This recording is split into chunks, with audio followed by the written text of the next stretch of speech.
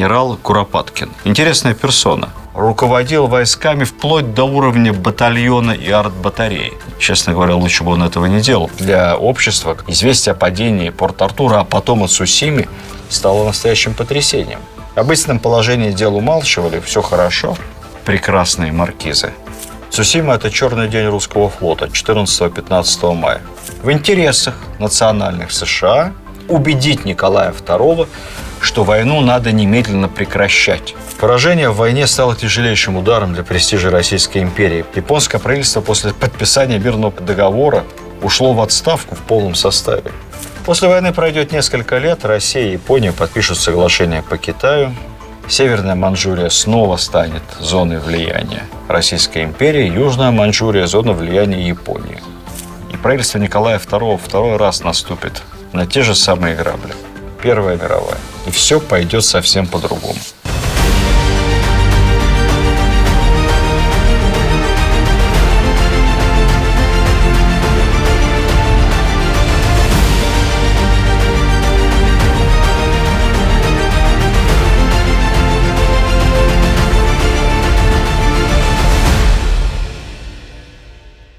Добрый вечер, дорогие друзья, дорогие любители русской истории. Чем ближе время, о котором мы говорим, тем тяжелее. Страсти кипят, кто за красных, кто за белых. Для кого Николай II тряпка и бездарь, для кого святой. Тут мы никогда не найдем согласия. Ведь каждый раз, когда мы говорим об истории, возникает масса исторических аналогий, сравнений с современностью.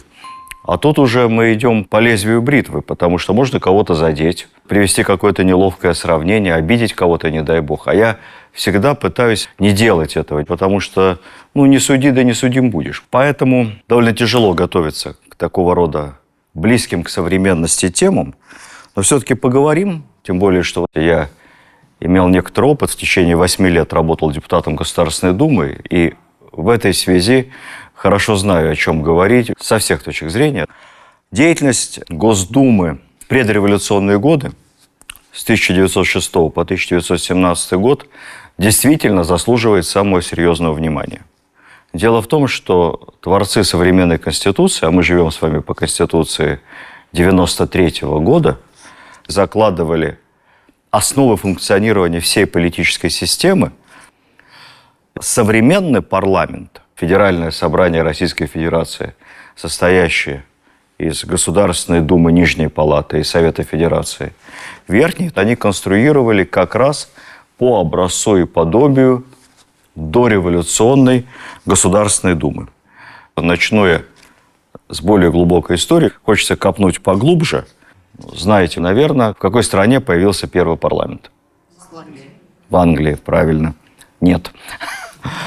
Англичане уверены, что первый парламент появился в Англии. Парламент как место, где выборные от разных земель съезжаются и принимают какие-то политические и экономические решения, как пишут в английских учебниках истории, появился впервые в 1215 году после подписания известной Великой Хартии Вольностей, которая ограничивала право короля на введение новых налогов без согласия с лордами. С того самого момента ведет свою историю парламентская демократия. Историки с этим не согласны, протянули еще дальше. В X веке, в 930 году в Исландии собрался так называемый Альтинг. Это собрание выборных представителей, это викинги, по сути, потомки их, разных исландских родов, собрались, чтобы решить какие-то свои политические вопросы. Это абсолютно условно.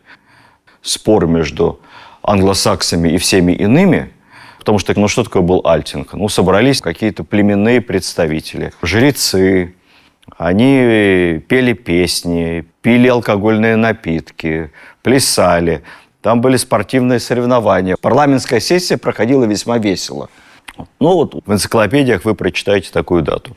Вообще, когда говорят, что в России нет парламентских и демократических традиций, особенно американцы нас в этом любят упрекнуть, это довольно смешно, потому что в Америке как раз демократическая традиция парламентская насчитывает примерно 250 лет.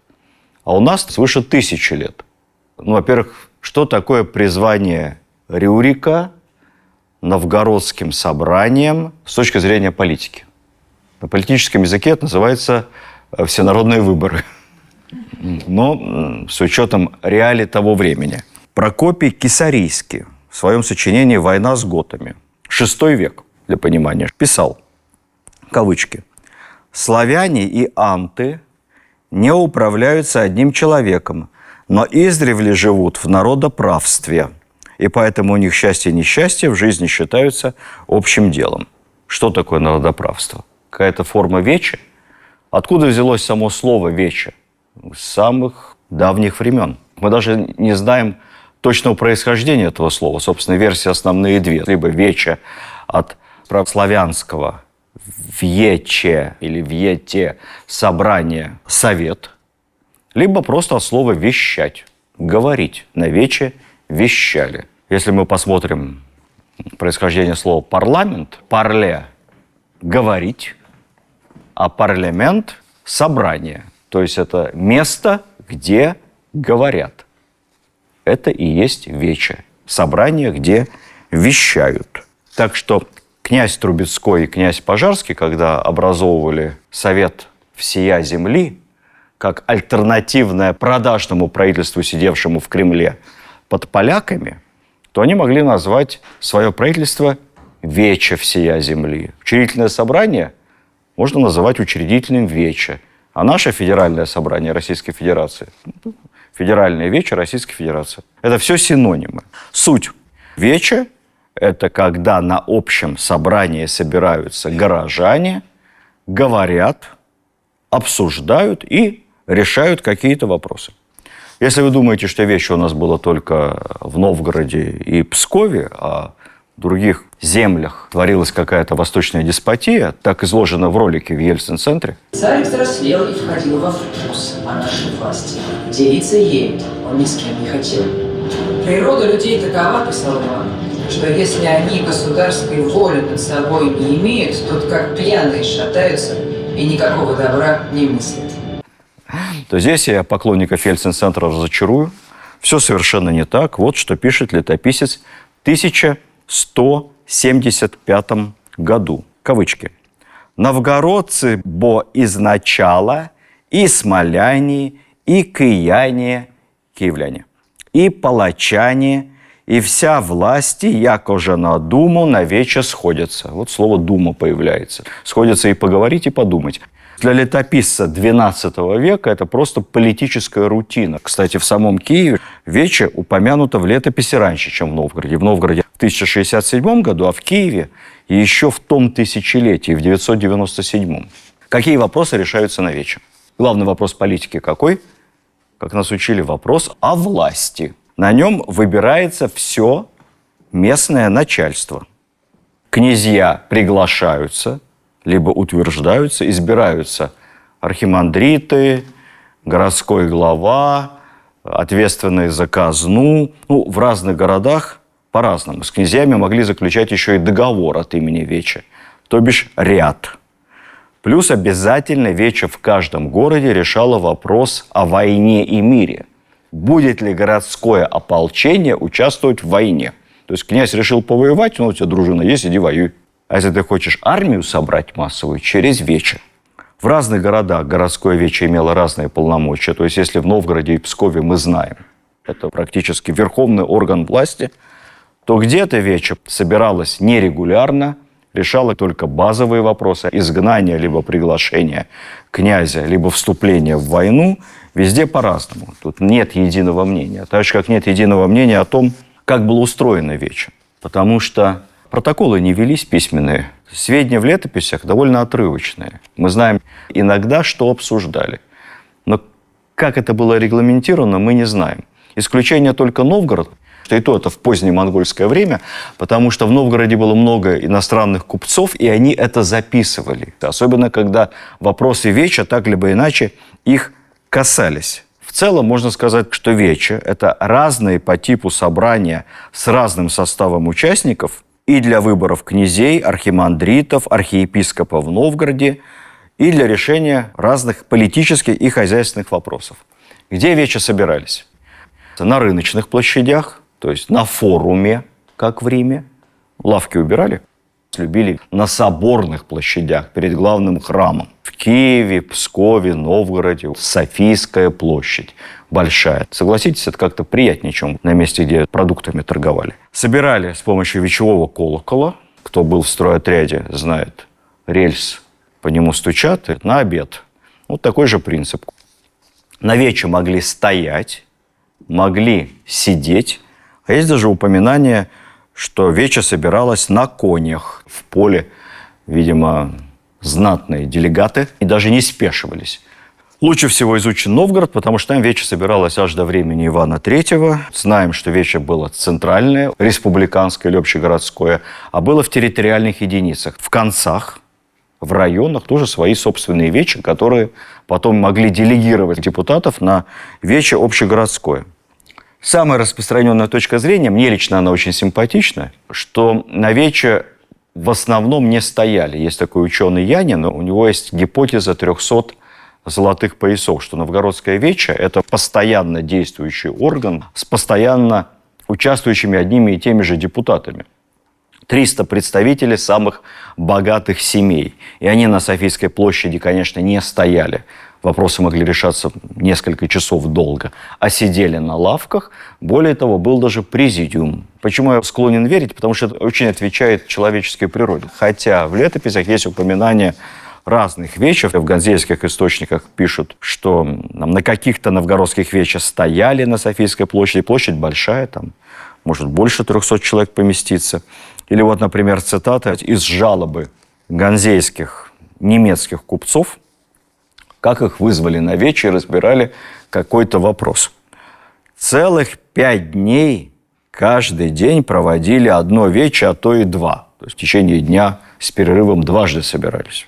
Да так, что иногда стояли до после обеденного времени. Суть разногласия, видимо, было 2 партии, которые хотели как-то поступить по отношению к ганзейским купцам. Если одни хотели нас сварить, то другие поджарить. Судя по всему, речь шла о деньгах, о каких-то пошлинах торговых, торговом конфликте, или, как бы сейчас сказали, о тарифах, как говорит администрация Трампа. Ничего не меняется. Есть точное указание, что в 1477-78 годах, практически перед присоединением Новгорода к Москве и окончательной ликвидацией вечевого строя, состоялась великая брань между боярами и чернью, причем представители черни выступали на вече, их речи зафиксированы, и в данном случае как раз попали в протокол.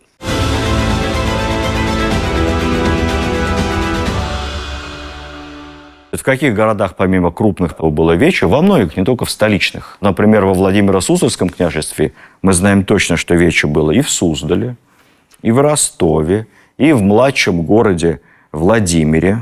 Настоящие органы местного самоуправления в рамках одного княжества.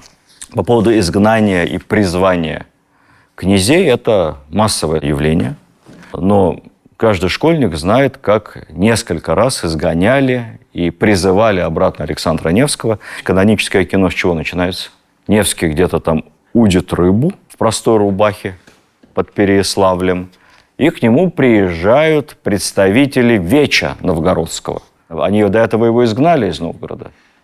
Говорят, погорячились. Почему изгнали? Судил как-то не так, как им казалось. Плохо защищал. Потом посмотрели, что новый защитник еще хуже. Новое, хорошо забытое старое, давай обратно, защищай нас от Ливонского ордена. Андрей Боголюбский. Он смог стать князем в Суздальской земле, это XII век, вопреки крестному целованию и завещанию своего отца, потому что отец завещал другим детям, младшим сыновьям от второго брака Суздаль, Ростов и окрестные земли.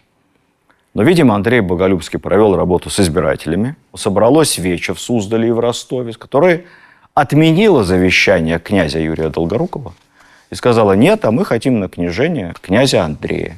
И все. Вече решила. Теперь по поводу Москвы. В Москве вече никогда не было. Потому что Москва изначально строилась как военная крепость, без всякой демократии.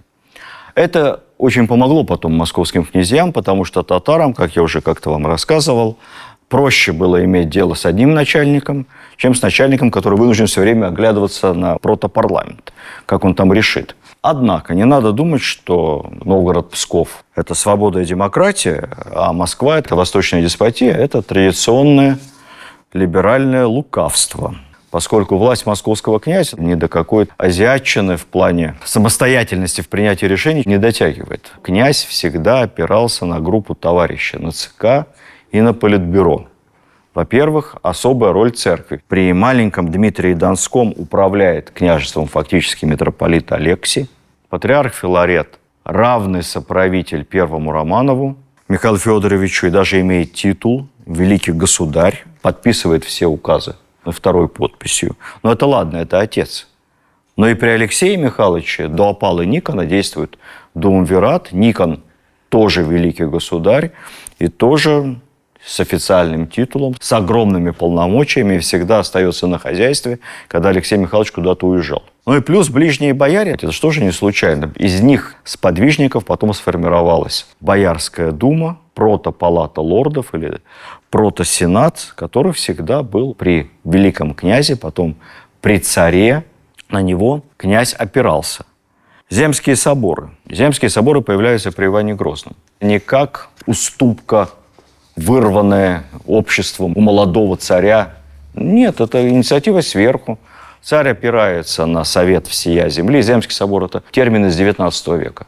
Тогда просто называли собор, либо совет. Царь опирается на мнение всея земли, и это продолжение традиции советоваться с народом. В смутное время вообще Земский собор – уникальный орган, один из нечастых примеров мировой истории, когда де-факто парламент избирает монарха.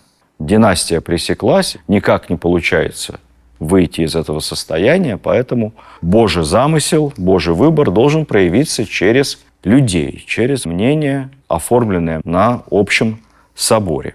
613 годом все понятно. Я вам приведу и такой пример. Поговорим о финальной стадии перехода к абсолютной монархии. Я здесь не говорю самодержавие. Почему? Обращаю ваше внимание. Потому что самодержавие не имеет никакого отношения, сам термин, к методам осуществления власти, к уровню деспотизма или тирании.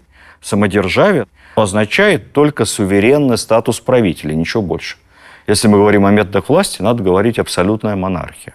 Так вот, абсолютная монархия у нас начинается с Петра I. Как Петр I оказался на троне? Понятно, что решение было элит, потому что был конфликт Нарышкины, Милославский, Петр или Иван, или кто-то еще. И вот сначала Петр I, а потом под давлением стрельцов в результате очередного стрелецкого неуспокоения вместе появились вдвоем знаменитый трон в оружейной палате. Петр и его старший брат Иван при регенстве Софьи, но оба раза, и Петр I, и двоецарствие после этого оформлялось как решение собора. Такого собора не было. Решали в узком кругу. Но всей стране подавали, что прошел собор, и собор решил. Потому что общество считало, что легитимность монарха обязательно должна быть подтверждена официальной формулой, что его избрали. Это немаловажно. Ну и потом, когда, помните, я рассказывал про бунтажный век, медный бунт, соляной хлебный, было Псковское восстание, Псков закрыл ворота, армия подошла, и чтобы избежать кровопролития и резни со штурмом собственного города, Алексей Михайлович посылает делегацию уговаривать псковитян успокоиться, разойтись с миром, порешать путем переговоров, но уговаривает каким образом? Он же не от себя отправляет делегацию. От имени Земского собора, который в этот момент, совпадение, заседал в Москве. От Государственной Думы, авторитетный орган. И сразу псковитяне распахнули ворота, и без войны договорились. Сколько было соборов проводилось за 150 лет между Иваном Грозным и Петром I? Как вы думаете? Я тоже, пока не погружался в тему, думал, что раз 5. 50 с лишним. Это цифра из Большой российской энциклопедии. 50 с лишним раз собирался этот протопарламент по самым разным вопросам. Причем каждый раз были выборы. Не какой-то муляж, а обязательно избирались делегаты, причем реальные выборы, а не автоматическая посылка в Москву каких-то лучших людей. Не все были выборными, все-таки были лучшие люди по должности, обычно из окружения царя и патриарха, потому что психология того времени, мы же не можем царя выбирать. Один раз мы предки избрали, все. Поэтому люди, которые рядом с царем, ближайшие помощники, или которые рядом с патриархом, априори лучшие люди, они уже избраны. Поэтому они являются участниками собора по праву. А остальные все будут выбираться. Ничего не напоминает. Есть члены Совета Федерации, которых президент назначает, а есть те, которые так либо иначе избираются. Традиция работает. Кстати, по-моему, у нас президент никого до сих пор не назначил. Есть право, квота, он не назначал. Таким образом, соборы собираются, как правило, сверху, поэтому расхожая идея, до недавнего времени сама собой разумеющаяся, что сверху может исходить только подавление, реакция, а снизу все прогрессивное и демократическое, идея эта не работает. Соборы собирались по инициативе сверху для решения каких-то вопросов, которые власть сама не бралась решать. Новые налоги, как в Англии, или начало войны, война потенциальная с Польшей, или то, что у нас называлось в старых учебниках воссоединением Украины с Россией. Довольно забавно, Украины никакой не было, не могла она ни с кем воссоединиться. Принятие под руку московского царя, поиска Запорожского, Черкасов с землями. В общем, жизнь устроена гораздо сложнее. Были ли выборы после Петра I? Были. Во-первых, выборы в городах. Петр же пытался ввести магистраты по европейскому образцу. Поэтому внутри городов представительные органы местного самоуправления избирались. Правда, Петр своеобразно представлял себе магистраты, то есть никаких вольностей, не для защиты права городов, боже упаси, а для сбора налогов и пополнения армии, для решения государственных задач. Но, тем не менее, выборы были. Были выборы органов сословного самоуправления. Все эти предводители дворянства решали какие-то вопросы местные. Уездного, губернского, все это было расписано еще с XVIII века, их права, обязанности, статус и определенные привилегии. Ну и, наконец, ярчайший пример XVIII века – попытки еще раз выбрать протопарламент, выборы членов уложенной комиссии Екатерины II. Помним, как она пыталась собрать некий представительный орган, который разработает какие-то законы. Что из этого получилось? Это тоже выборы. Но, кстати, что любопытно, как выбирали. У нас же патриархальная Русь. Никакого черного пиара, никакой партийной конкуренции, никакого подкупа избирателей. Собирались дворяне, если шло от дворян, горожане. И, как правило, выбирали просто самого знатного. Ну вот если есть какой-то генерал, вот ты будешь у нас депутатом уложенной комиссии. Или князь. Что тут избирать-то? Он же князь. Езжай. А проблема возникала, если было два генерала. Или два князя. Как она разрешалась, как правило? Кто старше? У нас же в армии тоже так было, по старшинству. Или, например, старший генерал, а второй генерал младше, но князь. Вот это проблема. Но, тем не менее, выборы в екатерининское время голосовали деревянными шарами. Стол такой, два отверстия круглых. Здесь написано «за», тут «против». И два ящика. Каждому депутату давался шар деревянный. Он подходил и опускал в соответствующую лузу. Потом считали.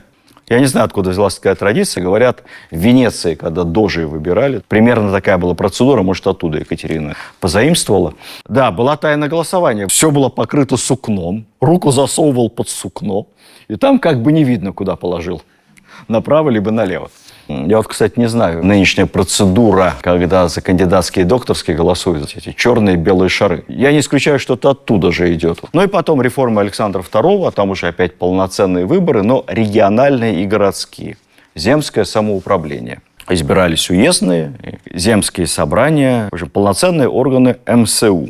Так что выборы в России были всегда разного уровня. Поэтому, когда у нас отмечается в конце апреля День российского парламентаризма, и Государственную Думу называют первым в истории России представительным органом, мы должны сделать оговорку, что да, после Петра I законодательного общероссийского представительного органа не было, но выборы все равно, хотя бы на уровне самоуправления, сохранялись.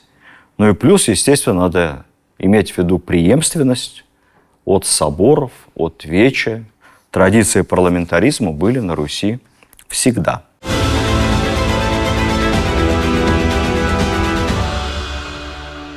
Государственная Дума, о которой у нас пойдет сегодня речь, хотя и по историческим меркам совершенно мимолетный период истории занимает 10 полных лет, но за это время она породила такое количество надежд, ожиданий, драм, казусов и курьезов, что я думал изначально уместить это в одну лекцию, но решил пощадить вас и себя, и у нас будет две. Мы пройдемся по основным вехам нашей парламентской демократии в имперской ипостаси, ну и постараемся понять, почему самый известный в нашей стране депутат Государственной Думы от кадетской фракции Киса Воробьянинов, когда просил подаяние, «Женеманш пассижур, подайте бывшему депутату Государственной Думы».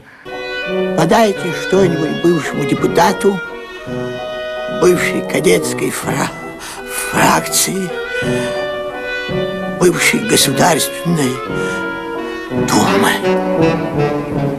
Понятно, что к нему относились со смесью жалости и даже презрения, но, тем не менее, подавали. Итак, начало 20 века. То, что у нас называется революция 5-7 годов. Я, честно говоря, не считаю это революцией. В учебниках так написано, и ладно. Это были беспорядки массовые. Пожары, жгли усадьбы, забастовки, стачки.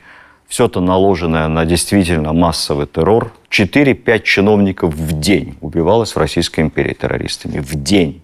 Плюс либеральное брожение такое. Интеллигенция, столичное общество было охвачено ожиданием, предчувствием и осознанием необходимости перемен.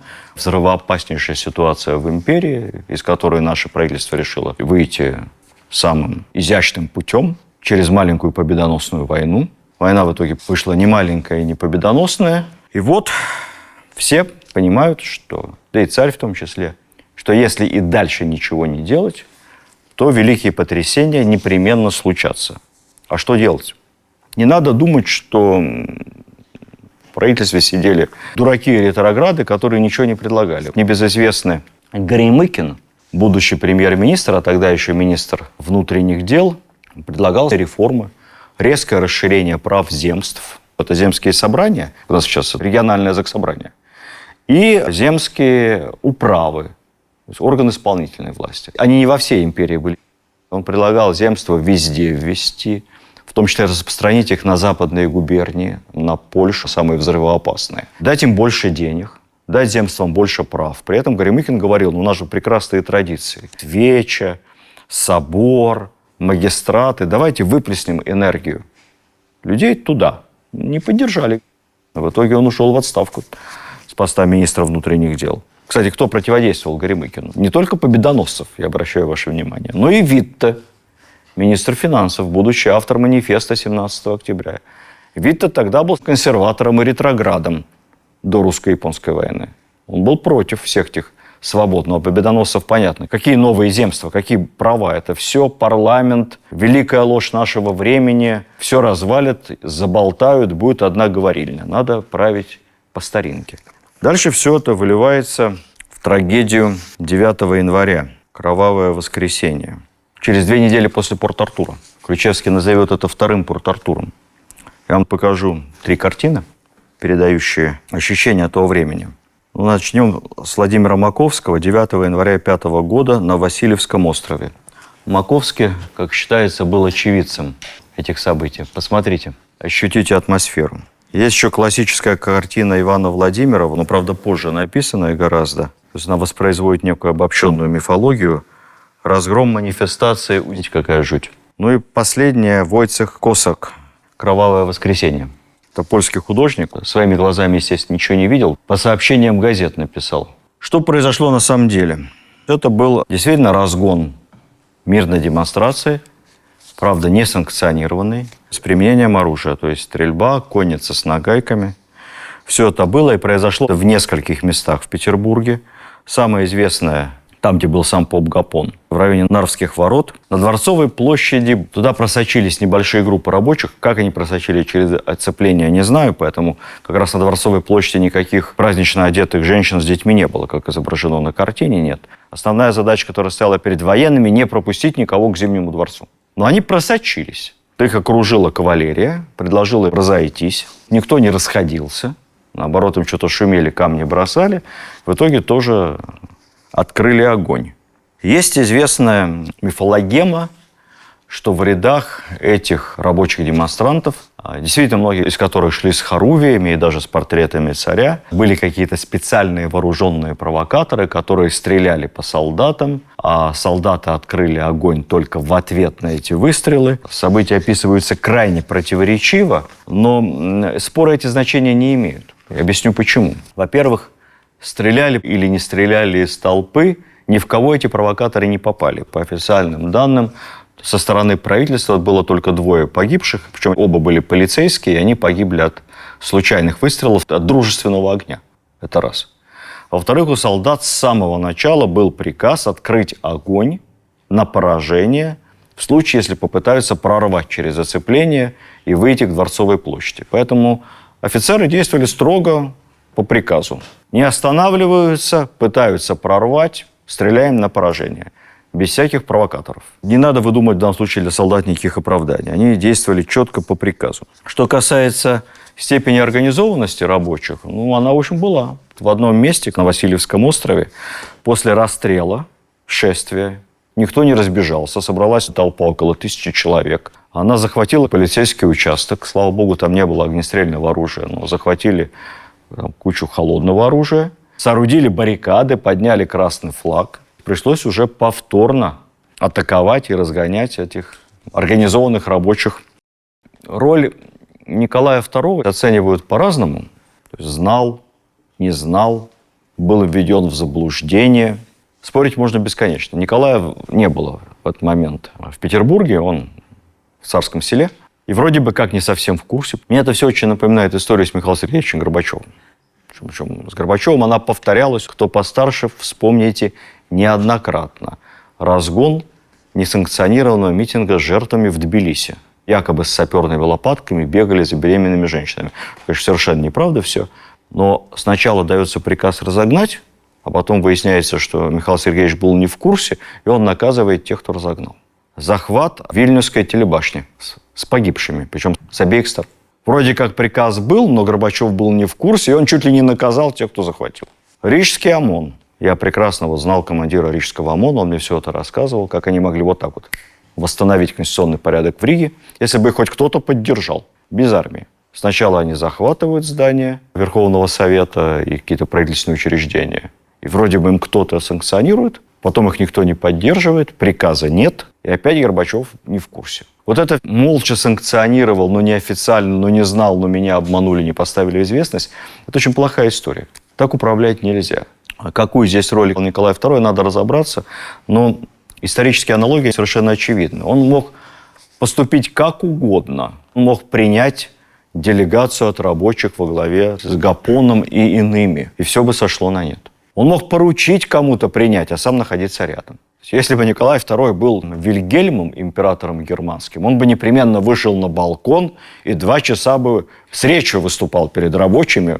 Вильгельм очень любил поговорить. Как тогда говорили, на каждой свадьбе жених, на каждых похоронах покойник, то есть всегда быть в центре внимания. И тоже все бы как-то успокоилось. Но было избрано худшее из решений – пустить все на самотек. И дальше кровавое воскресенье.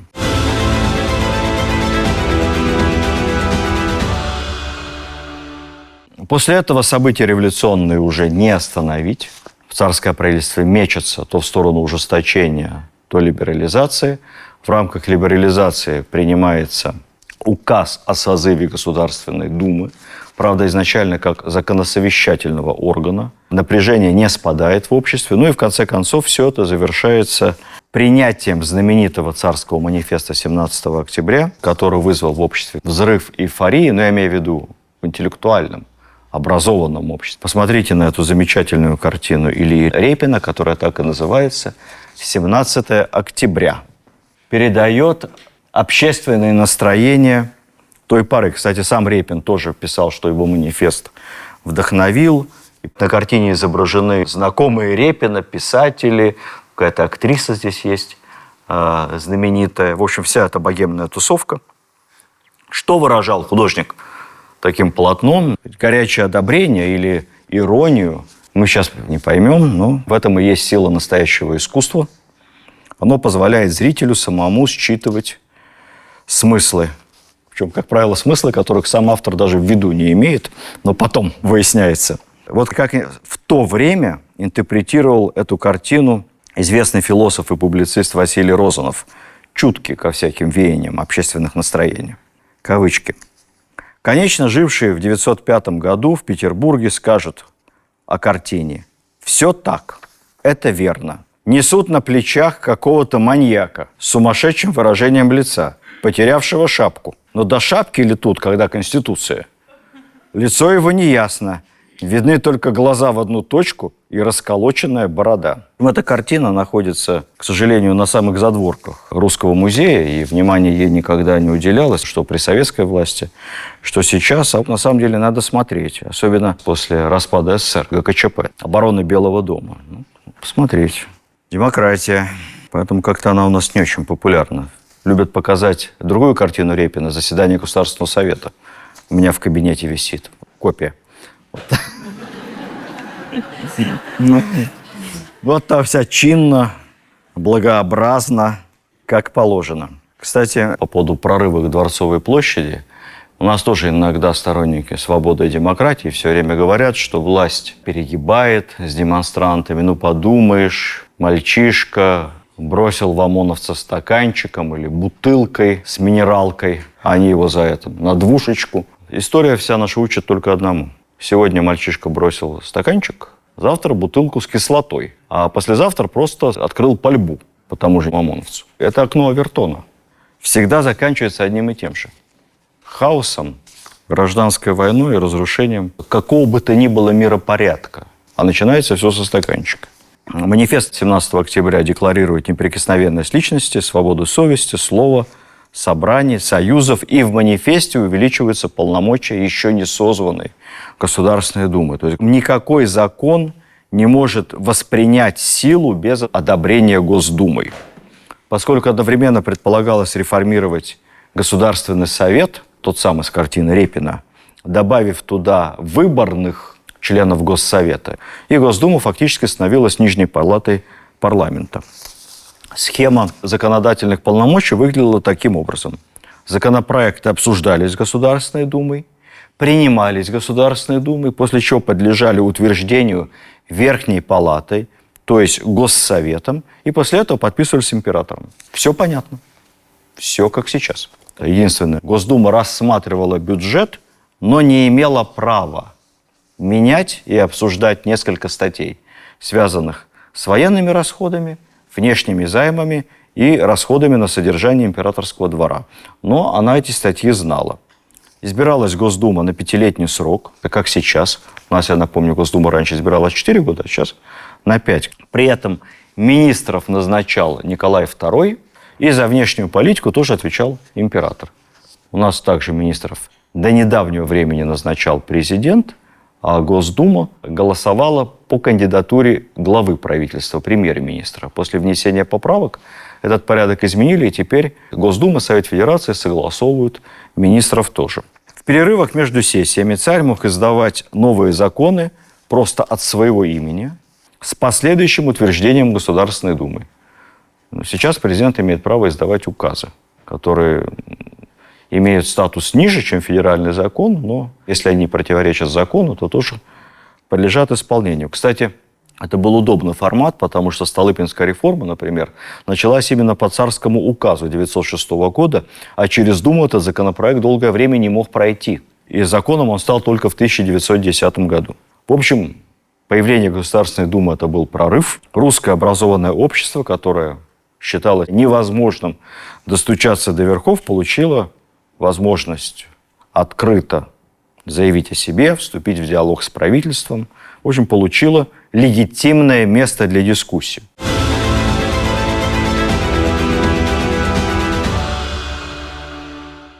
Давайте сравним избирательное законодательство, которое было тогда, и сегодня.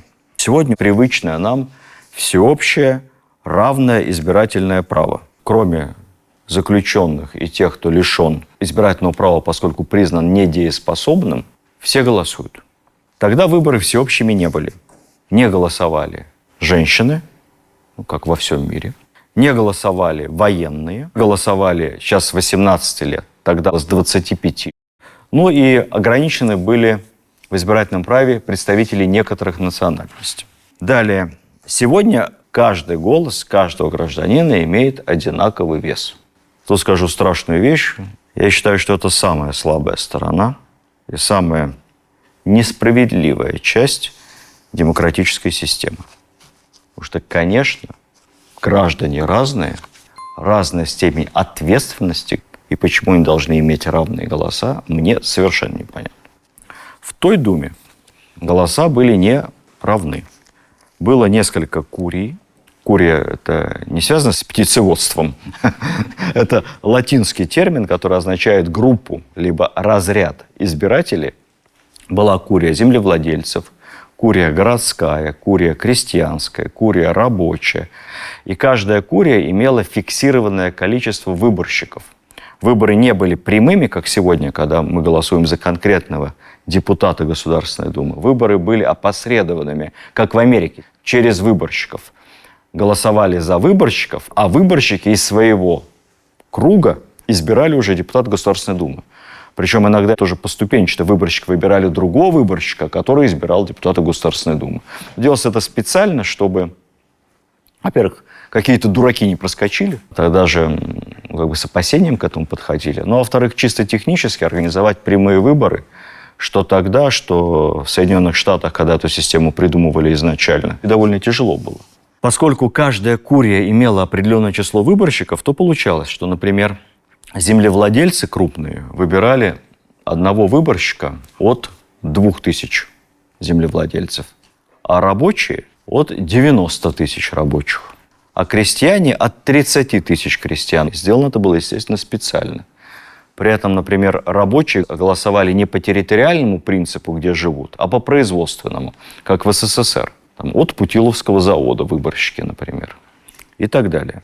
Сегодня у нас половина депутатов избирается напрямую, мажоритарная система, а половина депутатов по партийным спискам, пропорциональная либо партийная система. Тогда все избирались только напрямую, а потом уже формировали фракции внутри. То есть партийной системы не было еще, да и партий как таковых. Только появлялись партии. Кстати, не думайте, что вот рабочие Путиловского завода обязательно голосовали за большевиков. Ничего подобного. Рабочие крупных заводов, как показала статистика потом, голосовали за эсеров. А за большевиков почему-то голосовали лавочники и горожане. За социал-демократов, правильно сказать. Загадка, но это именно так. Депутатов сегодня в Госдуме 450, фиксированное количество. Тогда не было точной цифры. То 524 депутата, то 440, то 446. Примерно вокруг этой цифры. Но поскольку каждый раз менялось число участков по вот этой куриальной системе выборов, то и число депутатов тоже менялось. Партии. До манифеста легальных партий не было. Потом был принят закон об обществах, и партии стали считаться разновидностью обществ и союзов. И союз 17 октября. Как сейчас общественное объединение. Какие общества, то бишь партии, запрещались? Те, которые против нравственности, ЛГБТ бы не прошло. Запрещались партии, угрожавшие безопасности государства, понятно.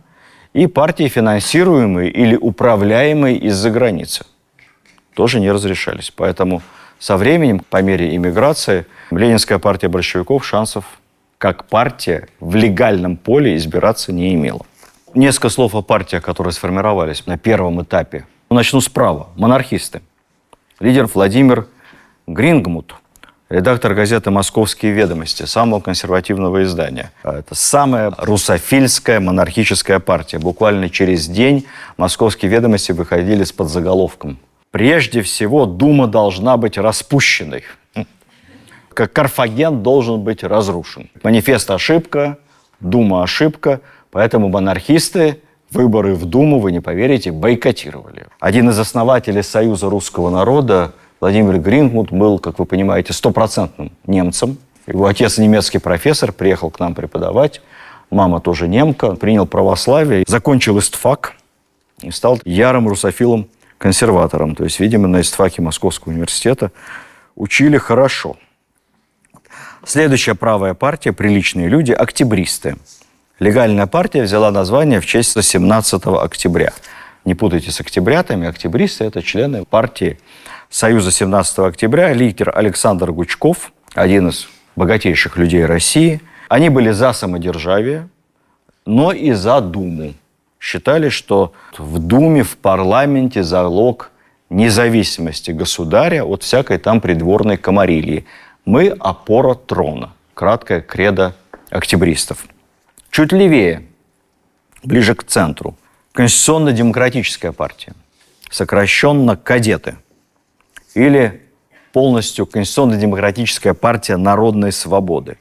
Лидер Павел Милюков, он, кстати, как и Гучков, станет потом министром Временного правительства.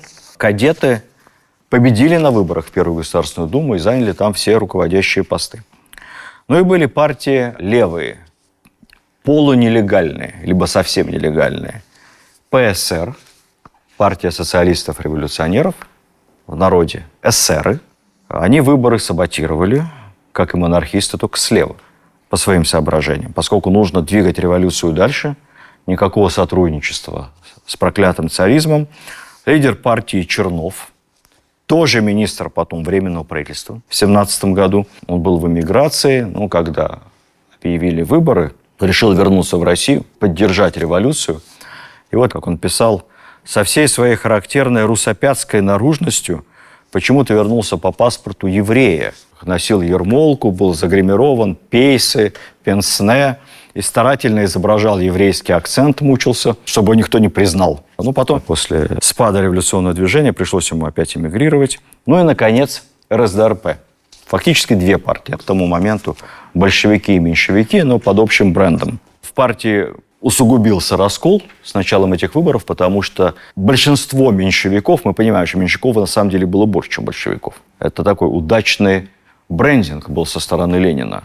Большевики были в меньшинстве. Вот они выборы игнорировали как партия. Никакого сотрудничества, это все обман. А меньшевики, которых было большинство среди социал-демократов, они как раз участие в выборах принимали.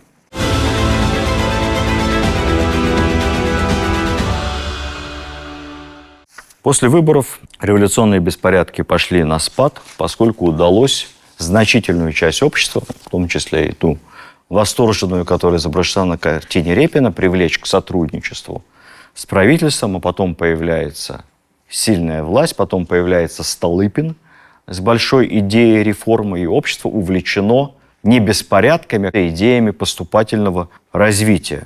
Это первый случай, когда удалось разорвать порочный круг. Раньше как было? Возмущение против режима, декабристы или народники, обязательно потом закручивание гаек. В данном случае удалось совместить, благодаря созданию Думы, определенные либеральные реформы и параллельно закручивание гаек, столыпинские галстуки, все как положено. И революция в результате этой комбинированной политики пошла на спад. Первая Дума называется у историков «Думой надежд». Первое заседание состоялось 27 апреля по старому стилю в Таврическом дворце. Дворец построен еще Потемкиным.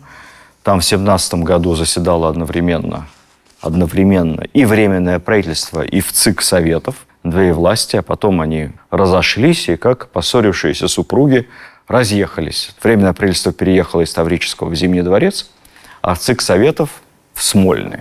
Первое заседание Государственной Думы, это день 27 апреля, считается у нас днем российского парламентаризма. Причем отмечается он, как ни странно, до сих пор по юлианскому календарю, потому что по нашему современному григорианскому календарю это было 10 мая. Это единственный праздник в стране, отмечаем его по юлианскому календарю. Почему-то, на самом деле, с этими датами вообще много путаницы. Большинство из них переведены, но в основном с ошибками.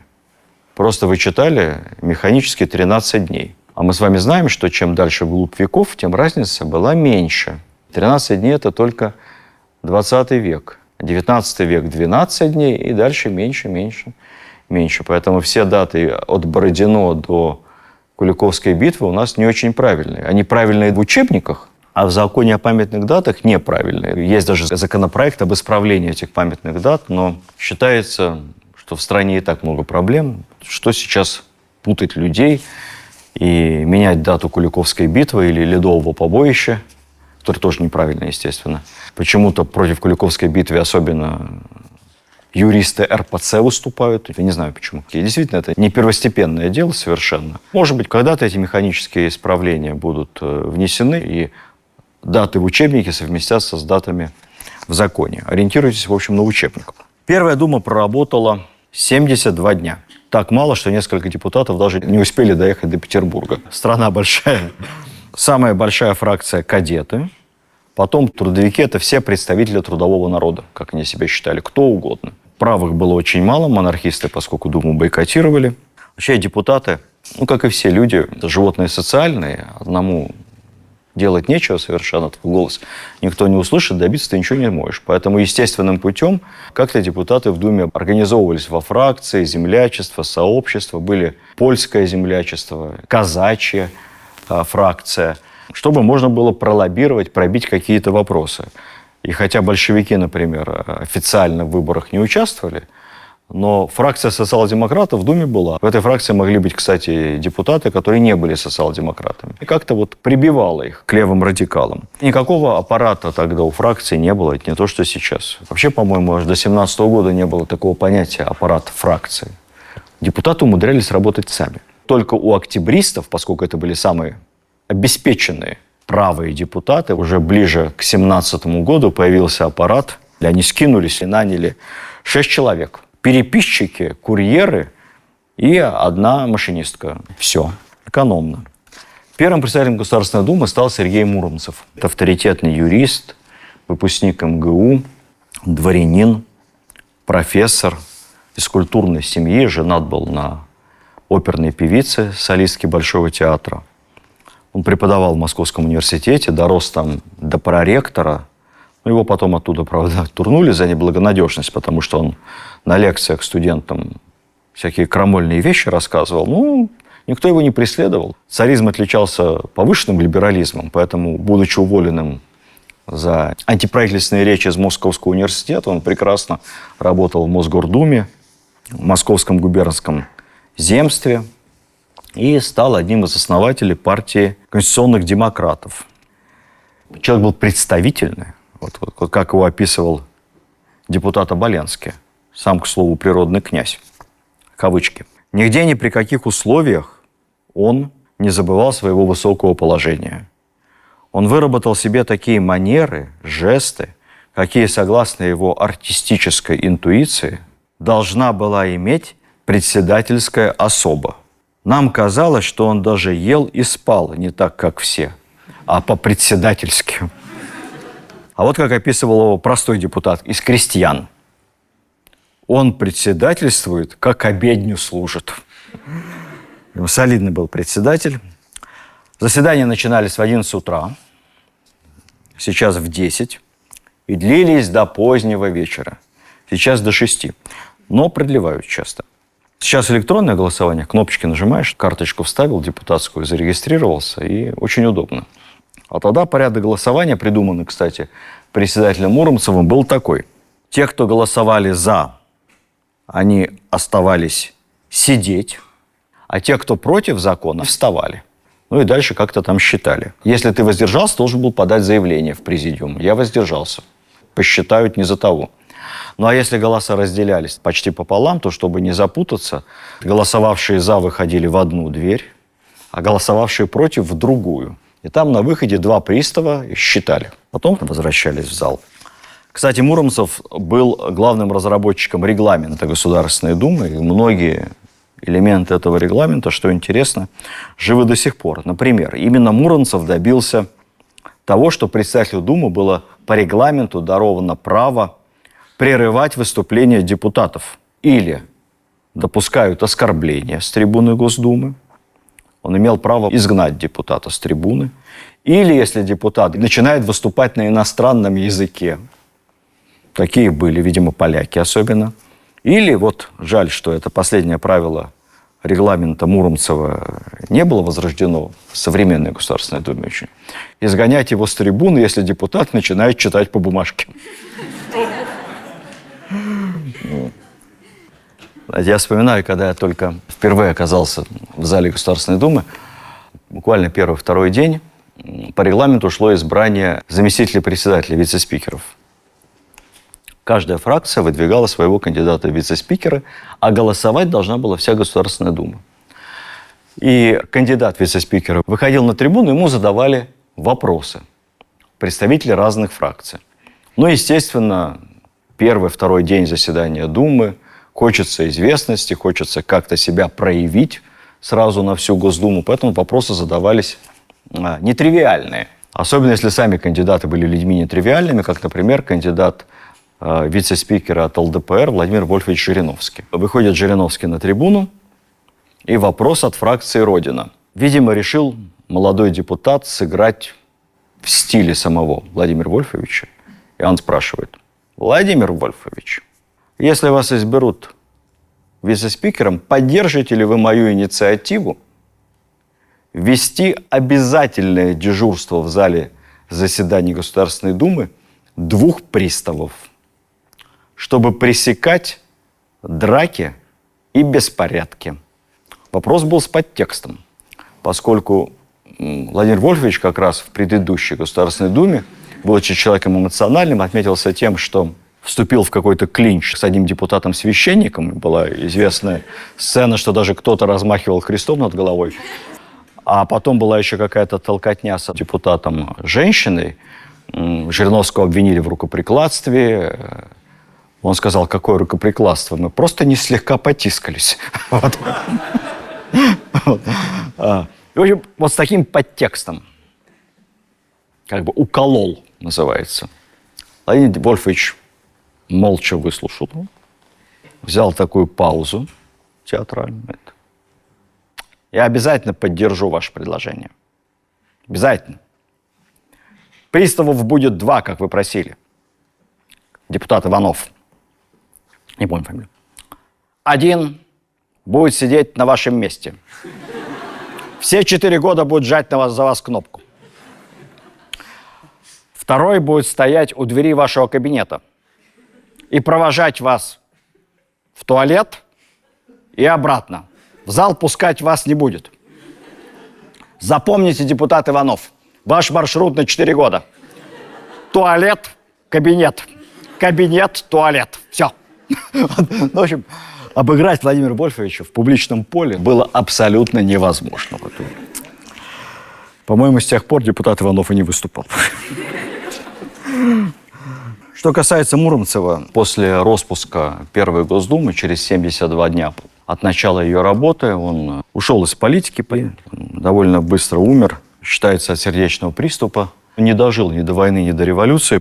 У других думских деятелей, о чем мы поговорим, судьба была интереснее и трагичнее. Рассказывать можно бесконечно. Тема нашего парламента неисчерпаемая, в ней много и странных аналогий, параллелей. Надо осторожно эти параллели проводить. Но если хочешь понять настоящее, надо знать хорошо прошлое. Завтра мы поговорим о работе Государственной Думы в предреволюционные годы. Постараемся понять, стала ли Дума опорой власти, смогла ли она выпустить пар общественного недовольства, или же наоборот, она способствовала краху Российской империи. Первое заседание Первой Государственной Думы.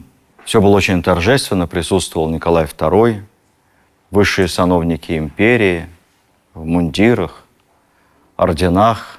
Государь прочитал чуть ли не тронную речь. А после этого на трибуну Думы вышел какой-то депутат, первое же выступление, и сразу потребовал амнистии политических заключенных.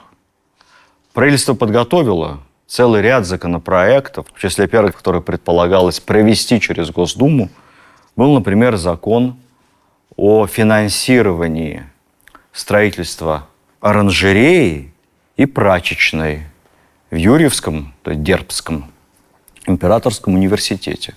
Дума совсем по-другому видела свои полномочия, поэтому сразу же подготовила наказ правительству, где потребовала упразднить Верхнюю палату, Госсовет, а также право утверждения министров передать Государственной Думе, то есть отобрать эти полномочия у императора. Как понимаете, надеяться на тесное сотрудничество Первой Госдумы и правительства не приходилось.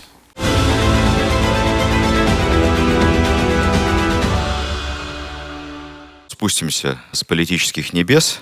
Вопрос о деньгах. Сколько получали депутаты, за что, как это вообще все функционировало. Представим себе первые выборы. Избираются депутаты от нескольких курий, разных разрядов избирателей.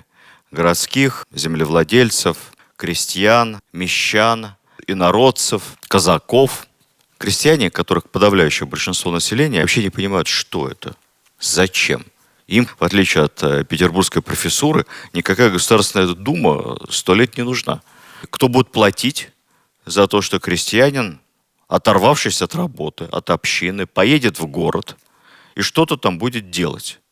И потом он не сразу поедет в город, там же многоступенчатые выборы, выборы выборщиков. Потом сначала поедет в уездный центр, потом в губернский. Вы не поверите, но собирался сельский сход, и определяли, эти поездки финансировала община. Кто согласится подешевле съездить на выборы, поработать депутатом?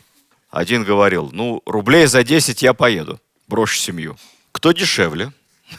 Вот я описываю вам реальный случай. Выборы в нескольких деревнях так и проходили, когда цена постепенно снижалась, и находили какого-то бестолкового бедняка, который говорил, я за 3 съезжу, поработаю выборщиком, а там, глядишь, и депутатом.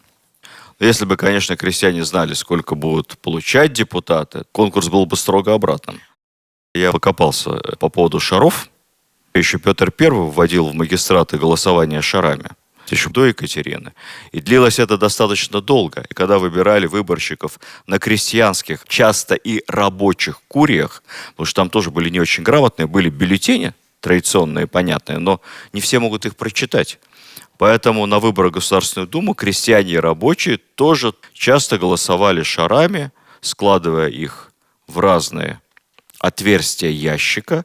Но дальше все-таки 20 век, прогресс. Наши русские ученые изобрели замечательный механизм. Автоматический аппарат. Шарики складываются, а дальше аппарат автоматически считает, никаких фальсификаций, сколько шаров за, сколько против. Представляете? Мы только сейчас к этому пришли, когда у нас электронное голосование, и то мы не доверяем. Вручную пересчитать надежнее как-то. А тогда, в начале 20 века, шарики считались автоматически. Отсюда, кстати, слово «баллотироваться», «бол» на всех языках, общий корень «шар». Депутатам сначала определили суточные. 10 рублей за один день думской сессии. Знаете, как крестьянские депутаты заинтересовались этой работой.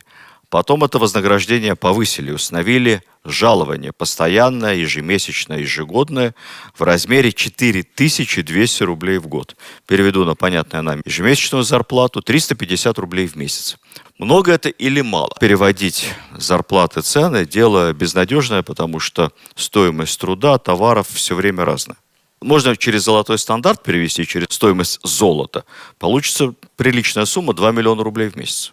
Но, наверное, соотношение было немного иным, поэтому я вам скажу, какие в тот момент были размеры жалований. Подпоручик, выпускник военного училища, младший офицер, получает 70 рублей в месяц. Там, правда, шла масса надбавок. Фуражные, квартирные, если он служил не дома. Если служил на Кавказе, на границе тоже доплаты, поэтому сумму эту смело можно умножить в 1,5 раза, примерно 100 рублей. Мало получали офицеры. Дальше растет, и командир дивизии, генерал-лейтенант, у него жалование, оклад 500 рублей в месяц. Умножаем на 1,5, а то и на 2. Депутат 350. Приравняли к жалованию условного чиновника 4 класса. Действительно, статский советник, гражданский генерал. Это уже обращение «Ваше превосходительство». Это, естественно, потомственное дворянство. Кто у нас самый известный в истории чиновник 4 класса? директор департамента образования областного правительства. Да, отец Ленина, дослужившийся до 4 класса, до гражданского генерала. Супруг Анны Карениной мог бы быть чиновником 4 класса, потому что упомянуто, что он служил губернатором где-то ранее. А в романе он директор департамента министерства. Но я думаю, с учетом его послужного списка, очень опытный человек. Кстати, сколько лет Каренину? Старику мучилась Анна. Около 45. Для понимания. Важный чиновник, я думаю, что он мог быть уже и 3 класса. За выслугу лет мог быть тайным советником. Это генерал-лейтенант в армии, тот самый командир дивизии. Сейчас жалование депутата Государственной Думы приравнивается к министерскому. Это 3, 2, а то и в порядке исключения мог быть даже 1 класс, если это министр иностранных дел, например. То есть сейчас статус депутата выше, чем был тогда. Вообще чиновников, которые получали существенные жалования, от 200 до 800 рублей было очень немного. Их было где-то на всю империю 20-25 тысяч, на всю империю. Те, кто получал больше 1000 рублей в месяц, вообще несколько сот. Высшая элита, министры, сенаторы, главнокомандующие. Немного. Бюрократический аппарат очень небольшой. Но все равно деньги приличные. И да, кстати, депутаты получали плюс к этому и квартиру отказанной бесплатно на время работы, как сейчас получает депутат Государственной Думы, служебную квартиру. Квартира тогда 3 спальни в центре Петербурга от 100 рублей в месяц аренда. Это довольно дорогое удовольствие. Депутат получал право на отпуск 2 месяца, а тогда вообще понятия отпуска не было и в помине. Плюс еще получал какое-то время для работы с избирателями. Плюс, если не было квартиры, а жил в гостинице, оплачивалась гостиница, оплачивались билеты. Примерно все так же, как и сегодня. И хотя большинство депутатов, подчеркну, были состоятельные люди и избирались не ради денег, а ради идеи и стремления как-то улучшить жизнь в стране, но для тех, кто был из рабочей и крестьянской курии, это жалование казалось огромным. Я, кстати, периодически наталкивал сам себя на мысль, что цены начала 20 века в чем-то похожи на цены в СССР рубежа раннего Брежнева, конец 60-х, 70-х.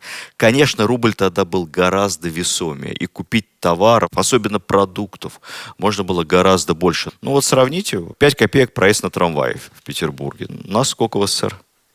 3 копейки. 4 троллейбуса, 5 автобусов, 5 метро. Тогда трамваев было меньше, поэтому это был более изысканный транспорт, можно сказать. Но все это сопоставимо.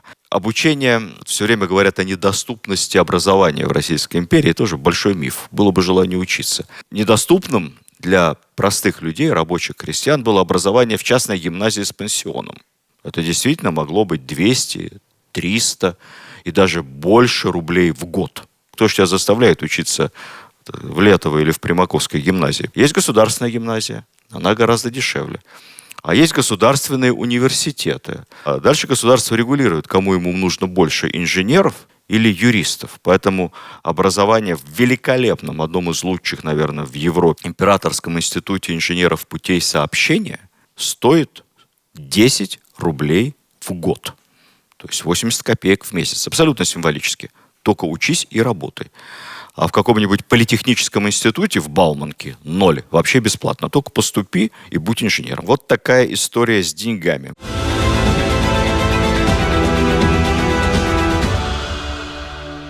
Был, правда, и кнут.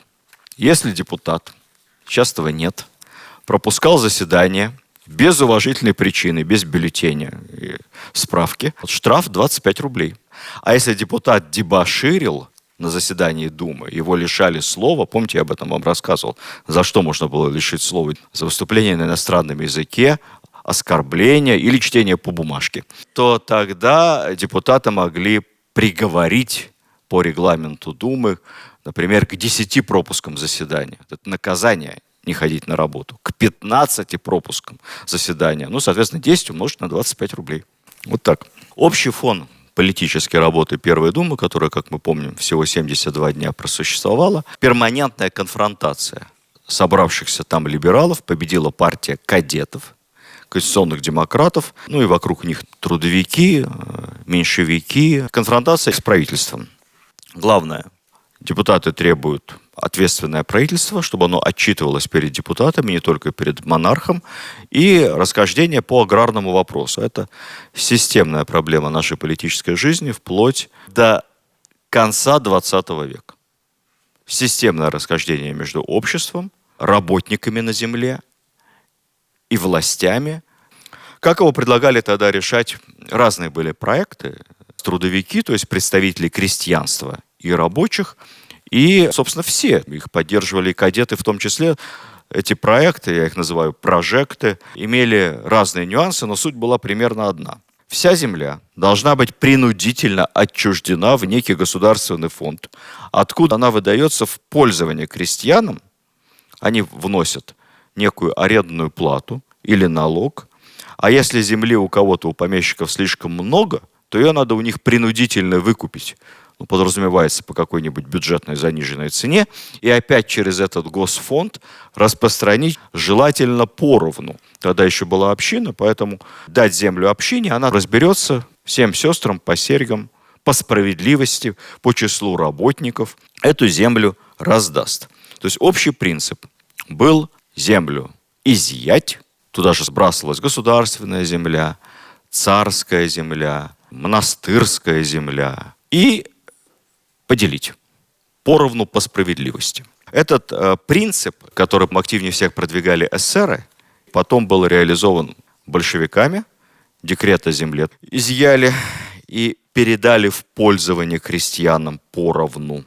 Только тем, кто работает на этой земле, без права сдачи в аренду, без права продажи. Самое забавное, что потом учредительное собрание, которое проработало у нас в 2018 году один день, приняло такой же точно декрет, который почти слово в слово с нюансами по смыслам повторял большевистский декрет о земле, был эсеровский декрет о земле, который на самом деле корнями своими еще в Первую Государственную Думу.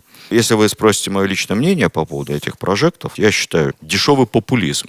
Люди, которые это предлагали, на 3 шага вперед не думали. Что потом должно непременно произойти, если всю землю забрать, ликвидировать крупные аграрные хозяйства, которые были гораздо эффективнее, чем мелкие крестьянские, всем раздать поровну. В общем, уравниловка никогда ни к чему хорошему не приводит. Это было абсолютнейшее прожектерство, звучало модно. Вот Столыпинская реформа, которая начнет осуществляться после распуска Первой Государственной Думы, как раз исходила из совершенно обратного. Столыпин насаждал частную собственность на землю с возможностью укрупнять свои земельные владения до определенных размеров, там были ограничения некоторые, но укрупнять, сдавать в аренду, нанимать рабочих и вообще становиться богаче. Смысл Столыпинской реформы абсолютно был обратным вот этому думскому прожектерству. Петр Аркадьевич полагал, что чувство, как он говорил, собственности – это врожденный инстинкт, который природа вложила в человека наравне с чувством голода и половым влечением. Поэтому попытки перераспределить, изъять и даже выкупить у кого-то, но принудительно, это противоречит базовым основам нравственности. Вот этому инстинкту частной собственности. Это вообще противоестественно. Я не могу с Петром Аркадьевичем не согласиться, потому что как-то раз, беседуя с одним генералом КГБ СССР, мы спорили о перспективах коммунистической идеи, неизбежности распада СССР при той идеологической модели, которая была выбрана. Он был намного старше меня. Начало 90-х. Он говорит мне: вот смотри, вот руки, видишь? Пальцы, они как загибаются? Когда пальцы начнут туда загибаться, грядет царство коммунизма, говорит, в ту сторону. Инстинкт частной собственности. Хорошо либо плохо, но вот так. Поскольку договориться с Первой Думой ни о чем не получалось, расхождение по всем позициям, то государь-император воспользовался своим законным правом и попросту Думу распустил. После этого указом императорским, манифестом, начинается Столыпинская аграрная реформа, без всякой думы. Постепенно деревня успокаивается, террор еще продолжается, но революционные беспорядки сходят на нет. Объявляются новые выборы. Если первая дума называется Думой надежд, то вторую думу я назову словами самого Николая II проклятая дума или проклятая. Она просуществовала не намного дольше, около 100 дней, с февраля по июнь 1907 года. Новые выборы по тому же избирательному закону, а дальше страшный сон власти. Общество ведь уже взбудоражилось, уже всем стало интересно. В той думе главенствовали кадеты, это, конечно, либералы, но они в адеквате. А в этой думе абсолютное большинство леваки, эсеры, трудовики, социал-демократы. Нюанс заключается в том, что большая часть депутатов Первой думы не имела права избираться во вторую. Они подписали неправильное воззвание, немножко побузили, обидели, что их распустили, призывал к гражданскому неповиновению, поэтому их лишили пассивного избирательного права. Царские власти очень радовались, думали, ну вот бузатеров этих не будет, придут нормальные. Нормальные были те. Пришли люди, которые вообще ничего не соображали в думской работе, но на волне революционного энтузиазма. Вот как писал философ Сергей Булгаков, он тоже был избран депутатом в эту думу, поэтому видел коллектив. Его потом философским пароходом после революции вышлют, кавычки. «Я не знавал в мире места с более нездоровой атмосферой, нежели зал Государственной Думы.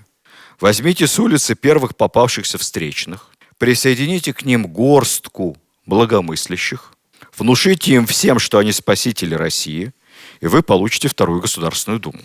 По поводу нездоровой атмосферы философ Булгаков еще не понимал, что атмосфера может быть нездоровой с разных точек зрения. Таврический дворец, кто бывал в этом зале, кто не бывал, зайдите. Можно с экскурсией попасть, несложно. Очень большой, очень красивый зал. И самое главное, очень светлый. Там сверху стеклянный колпак, вторым рядом высокие окна. Там естественный солнечный свет в течение дня. А в зале Государственной Думы сегодня солнечного света нет вообще. Это абсолютно закупоренное пространство внутри здания бывшего Госплана СССР. И, честно говоря, голова болит довольно сильно, когда находишься без света, не выходя, да еще где 450 человек, довольно плотно. Но, тем не менее, вот с этой нездоровой Государственной Думой работал премьер Столыпин. Именно к ней он обращался, представляя свою программу реформ. «Не запугайте». Через Думу обращался к террористам-революционерам. Правительство все равно будет реформы осуществлять. Именно к этой Думе он обращался: вам нужны великие потрясения, а нам нужна великая Россия. Мнение председателя Государственной Думы кадета Головина о депутатах левых фракций, которых было большинство. Кавычки. «Левое крыло Думы невольно поражало множеством необразованной и озлобленной молодежи, с верой в непогрешимость проповедуемых ими идей». Это характеристика необразованная, озлобленная, но с верой в непогрешимость. Вы знаете, как-то не грустно признать, слава богу, Facebook закрыли, но фанаты Фейсбуков, я обобщенно, Гоголь-центров и всяких демократическо-либеральных ценностей, я их очень много знаю, идеально подходят под определение кадета Головина.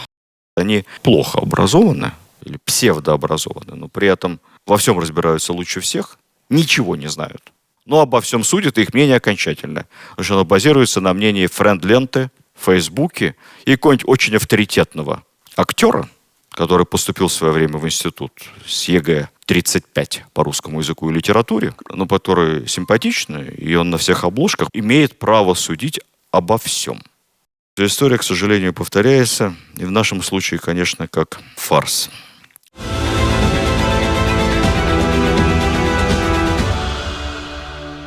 Федор Головин, председатель Второй Думы, председатель номер 2. Он как раз из образованных, как и первый председатель Думы Муромцев, юрист, окончил юрфак МГУ. 100 дней всего-навсего побыл председателем, потом от политики отошел, бизнесом занимался, вступил в масоны.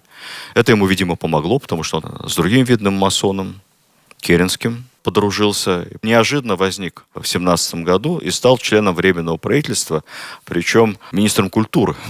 Должность называлась очень сложно, но он отвечал за все бывшие императорские театры, музеи и так далее.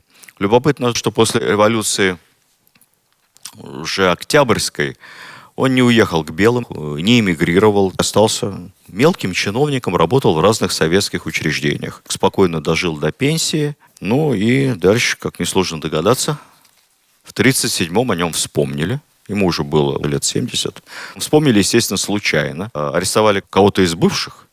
И, как принято по процедуре, говорили: назовите нам всех бывших буржуев, эксплуататоров, депутатов Госдумы, царских офицеров, с которыми вы были знакомы, и вы знаете, что они где-то здесь, и вы с ними поддерживаете контакт, либо можете поддерживать. Ну, и тут по памяти перечислял, кого он знает, кто еще живет по соседству. Вот назвал этого пенсионера Головина. Его арестовали.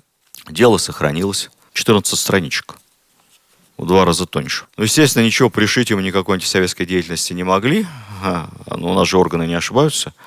Поэтому решили опросить всех его соседей в доме, где он жил. Соседи, наверное, по разным мотивам. Может, кому-то квартира его нравилась, как у нас бывает нередко. Вспомнили, что старик Головин язык за зубами не держал и на кухне выступал. Вот, например, это из протокола. Во время сбора помощи детям испанских рабочих бывший председатель Государственной Думы сказал, кавычки: «Сначала бы своих детей накормили и воспитали, а потом бы помогали испанским, а то свои дети сидят голодные. Фашизм в Испании победить неизбежно, а там и наших коммунистов щупать начнут». Просто пропаганда фашизма. Дальше.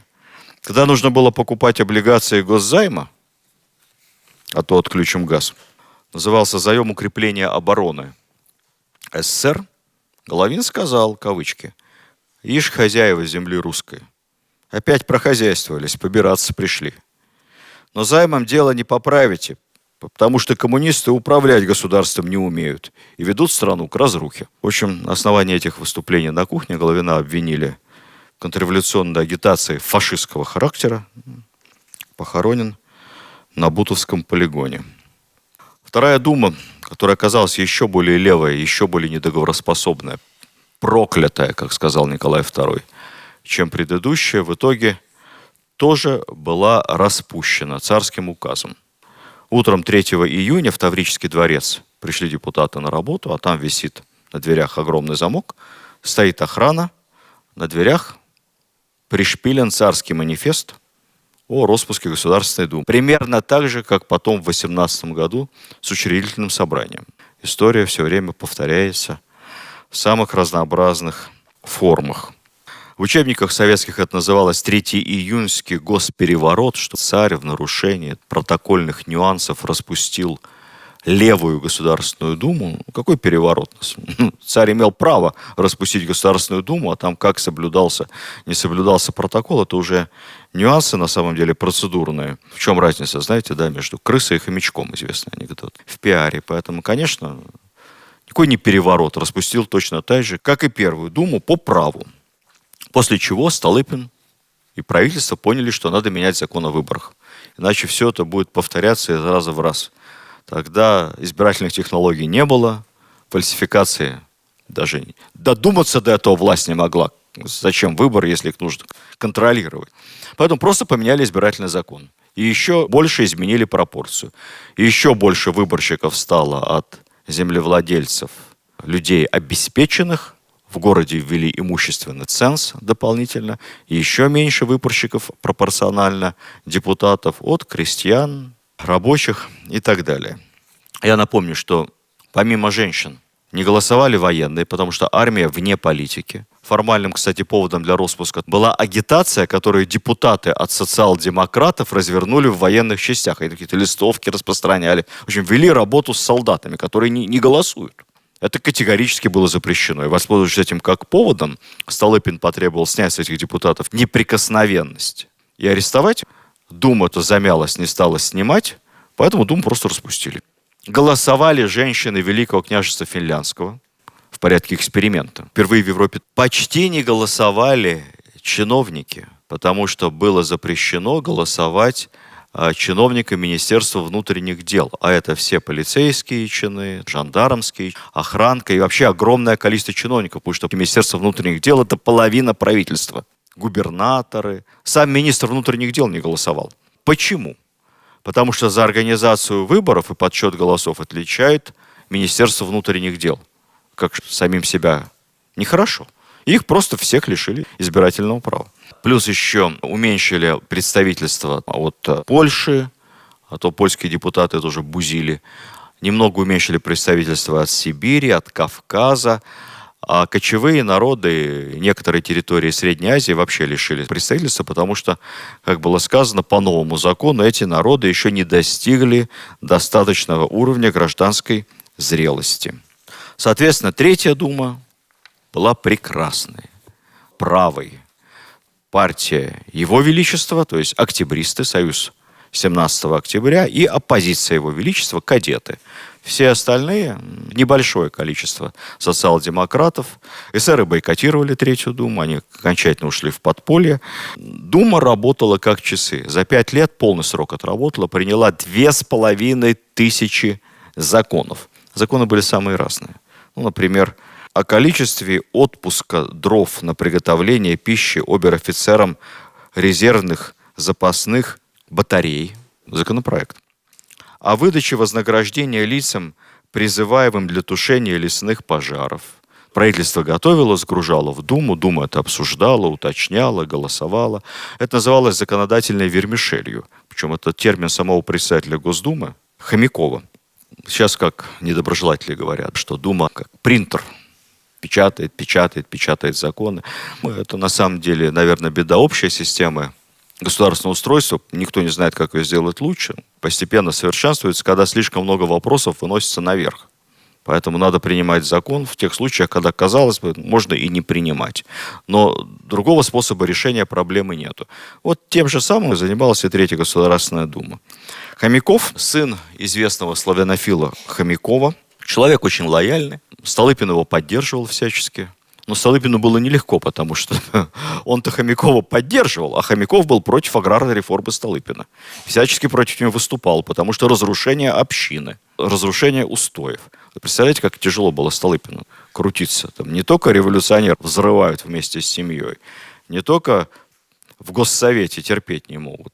Консерваторы в Госдуме тоже против него, только с другой стороны. Главные лица Государственной Думы Третьей — Милюков и Гучков. Милюков постарше, выпускник ИСТФАКа, тогда это называлось историко-филологический факультет Московского университета, типичный профессор, кабинетный ученый, долго работал преподавателем в Московском университете, защитил диссертацию про Петра I. Либеральных воззрений. Считается, что ему на защите диссертации хотели сразу присудить докторскую степень. Тогда не было кандидата, был магистр истории, а потом доктор. Но его учитель Ключевский выступил против. Милюков страшно обиделся, сделали его просто магистром. Но потом уволили, потому что в лекциях критиковал самодержавие, высказывал всякого рода либеральные идеи. Он уехал за границу, выступал, читал лекции, публиковался в эмигрантской прессе. В общем, к моменту начала выборов в Государственную Думу уже был признанным либеральным авторитетом. И, соответственно, в Третьей и Четвертой Думе практически полуофициальный лидер оппозиции.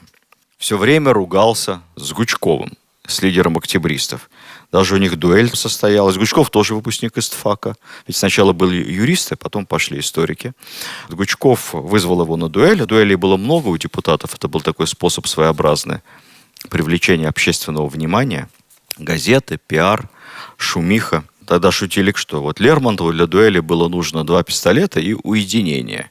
А депутатам Госдумы, это цитирую одну статью, для дуэли нужны, во-первых, многочисленные оскорбления, во-вторых, широкая реклама, в-третьих, полдюжины автомобилей, десяток газетных репортеров, непременно фотографический аппарат, а еще лучше кинематограф. А главное, побольше полиции, чтобы пресекла. Тогда получается депутатская дуэль. Таких дуэлей было немало. Однажды видный монархист, один из основателей Союза Михаила Архангела, помещик Пуришкевич, на трибуне вошел в раж и, обличая агентов жидомасонского заговора и Вашингтонского обкома, набросился на сидящего в зале лидера оппозиции Милюкова, кадета. Дело в том, что Милюков перед этим съездил на зимние каникулы рождественские в Америку. А зачем надо ездить в Америку? Получить инструкцию. Понятно, от кого. Поэтому он гневно обращался к Милюкову, а Милюков гнусно в усы улыбался. Пуришкевича это разозлило, у него стоял стакан с водой, и он этот стакан метнул прямо в Милюкова, но промахнулся. Поэтому вслед еще плюнул в Милюкова. А потом еще прислал ему письмо, не только не извинился, а прислал ему письмо с выражением глубочайшего презрения, как, кавычки, рабу похотливых желаний еврейской массы. И Милюков был русский, но в этом же и идея, что масоны кукловодят из-за сцены, орудия в руках мирового масонства. Ну, обошлось тогда без дуэли, потому что к этому моменту уже Милюкову запретило руководство партии принимать вызовы на дуэли. Когда Хомяков ушел в отставку, не выдержав всего вот этого происходящего, скандалов бесконечных, председателем Государственной Думы стал лидер большинства Александр Гучков. Интереснейший персонаж. Иногда, когда читаешь его биографию, то кажется, что это два абсолютно разных человека. Доктор Джекил и мистер Хайд. Один Гучков из очень богатой старообрядческой семьи. Его дед Ефим, московский городской голова, почти мэр. Торговый дом Гучкова Ефима сыновья владел самой большой в Москве текстильной фабрикой в районе Электрозаводской. Потом Гучковы поняли, что производство — это, конечно, хорошо, но финансовые операции еще выгоднее. Они все свои текстильные активы продали. И Гучков был акционером, членом сета директоров нескольких больших банков, страховых обществ. Успешный, эффективный предприниматель. При том, что хотя и старообрядцы, но такие очень европеизированные. Мать Гучкова француженка, поэтому он наполовину француз. Окончил, как и Милюков, истфак Московского университета, депутат, работал в московской управе, в мэрии Москвы. По сегодняшним меркам заммэра Москвы. Работал в Мосгордуме, в Госдуме, председатель Госдумы. А вот теперь представьте, он же в детстве, будучи возмущенным решением Берлинского конгресса, как англичане по итогам русско-турецкой войны обидели Россию, на карманные деньги купил пистолет и поехал в Лондон убивать премьер-министра Дизраэля. Но денег ему, правда, не хватило. В приличных старообрядческих богатых семьях много денег не давали на карманные расходы. Это не то, что сейчас у детей олигархов, поэтому не хватило ему далеко уехать. Он получил с детства прозвище флибустьер, пират. И вот представьте себе, он же отслужил в армии тогда. Если ты закончил университет, очень короткий был срок обязательной службы, 3 месяца всего. Получил звание прапорщик, уехал воевать на восток, в Маньчжурию. Там записался в казачью сотню и воевал с китайскими боксерами, охрана КВЖД, подрался с каким-то поляком, который плохо отозвался о России. Нет большой войны, скучно, поэтому уехал в Южную Африку вместе с братом воевать с англичанами на стороне буров. Воевал по-настоящему, был ранен, попал в плен, из плена освободился, передохнул, поехал на Балканы в Македонию воевать за македонцев и братушек-славян против турок. Там как раз было очередное восстание. Повоевал, уехал путешествовать на лошади по Монголии, проехал всю Монголию, добрался до Тибета, встретился с Далай-ламой, путешествовал по Средней Азии. С началом русско-японской войны опять поехал на фронт, да как представитель Красного Креста. Оказался в плену у японцев, потому что не эвакуировался, остался вместе с нашими ранеными солдатами. Его японцы взяли в плен в районе Мукдена. Вернулся в разгар революции и стал одним из основателей партии «Союз 17 октября», октябристов. Ну, понятно, что с такой биографией большое внимание уделял военным вопросам, армейским. Хорошие отношения у него со Столыпиным. И, собственно, Столыпин поддержал его, чтобы после отставки Хомякова именно Гучков стал новым председателем Государственной Думы. Дальше начинается непонятная история. Сначала у него с царем вроде были хорошие отношения. Даже встречались они с глазу на глаз, чаевничали. Потом какая-то кошка пробежала. Считается, что Гучков пересказал свой разговор с царем кому-то, а это опубликовали в газетах. Николай II страшно обиделся, что это неэтично. Он доверительно ему что-то сказал. Потом все это нарастало. Гучков стал очень яро, публично, прямо с трибуны Государственной Думы выступать против Распутина. На больную мозоль надавил. Взвилась Александра Федоровна, она перестала произносить вслух его фамилию. Говорила, как всегда, когда речь заходила о Гучкове, интеллигентно так, по-императорски, это скотина. И все знали, о ком идет речь. Гучкову приписывали, что он якобы распространял слухи о связи императрицы неформальной с Распутиным неизвестно. Все это очень темная история, но когда царь встречался с депутатом Государственной Думы, он Гучкову демонстративно одному единственному не пожал руку при всех. В 4-ю Думу Гучков не избрался, проиграл выборы. Он избрался в Верхнюю Палату, в Государственный Совет, и там в годы войны активно занялся помощью фронту. Организован был комитет специальный, который координировал распределение государственных заказов между разными частными компаниями, потому что не хватало снарядов, не хватало вооружения. Вот Гучков активно продолжал свою публичную политическую деятельность, но отношения с императором не вернулись, они были просто врагами. К этому я еще подойду немного попозже.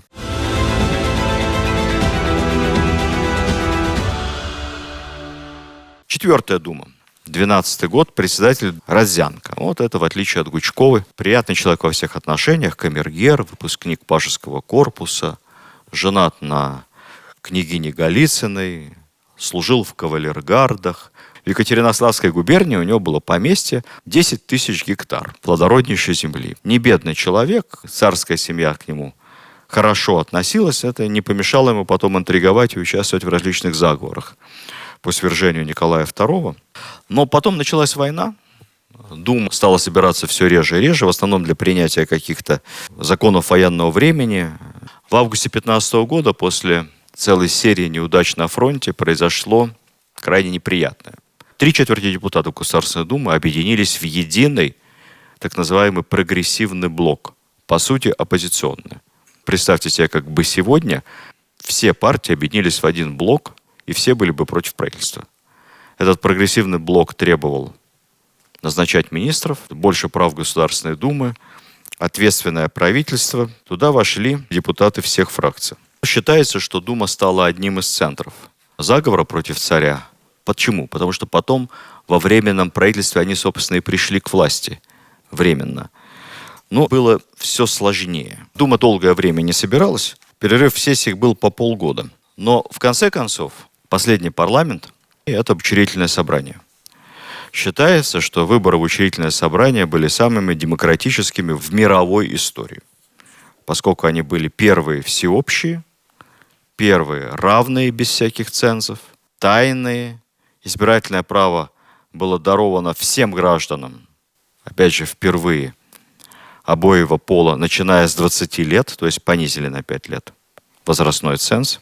Голосовали все военные, солдаты, причем у солдат был ценз 18 лет. Считалось, что если оружие может держать в руках, то надо ему и право голоса дать.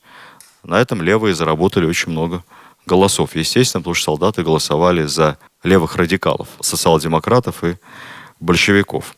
Вся страна была разбита на примерно равные по численности избирательные округа с таким расчетом, что будет один депутат учредительного собрания от 200 тысяч избирателей. Примерно такая была сделана сетка. Результат нам точно неизвестен. Во-первых, не по всем избирательным округам сохранились данные. Многие избранные делегаты или депутаты учредительного собрания не доехали до Петербурга.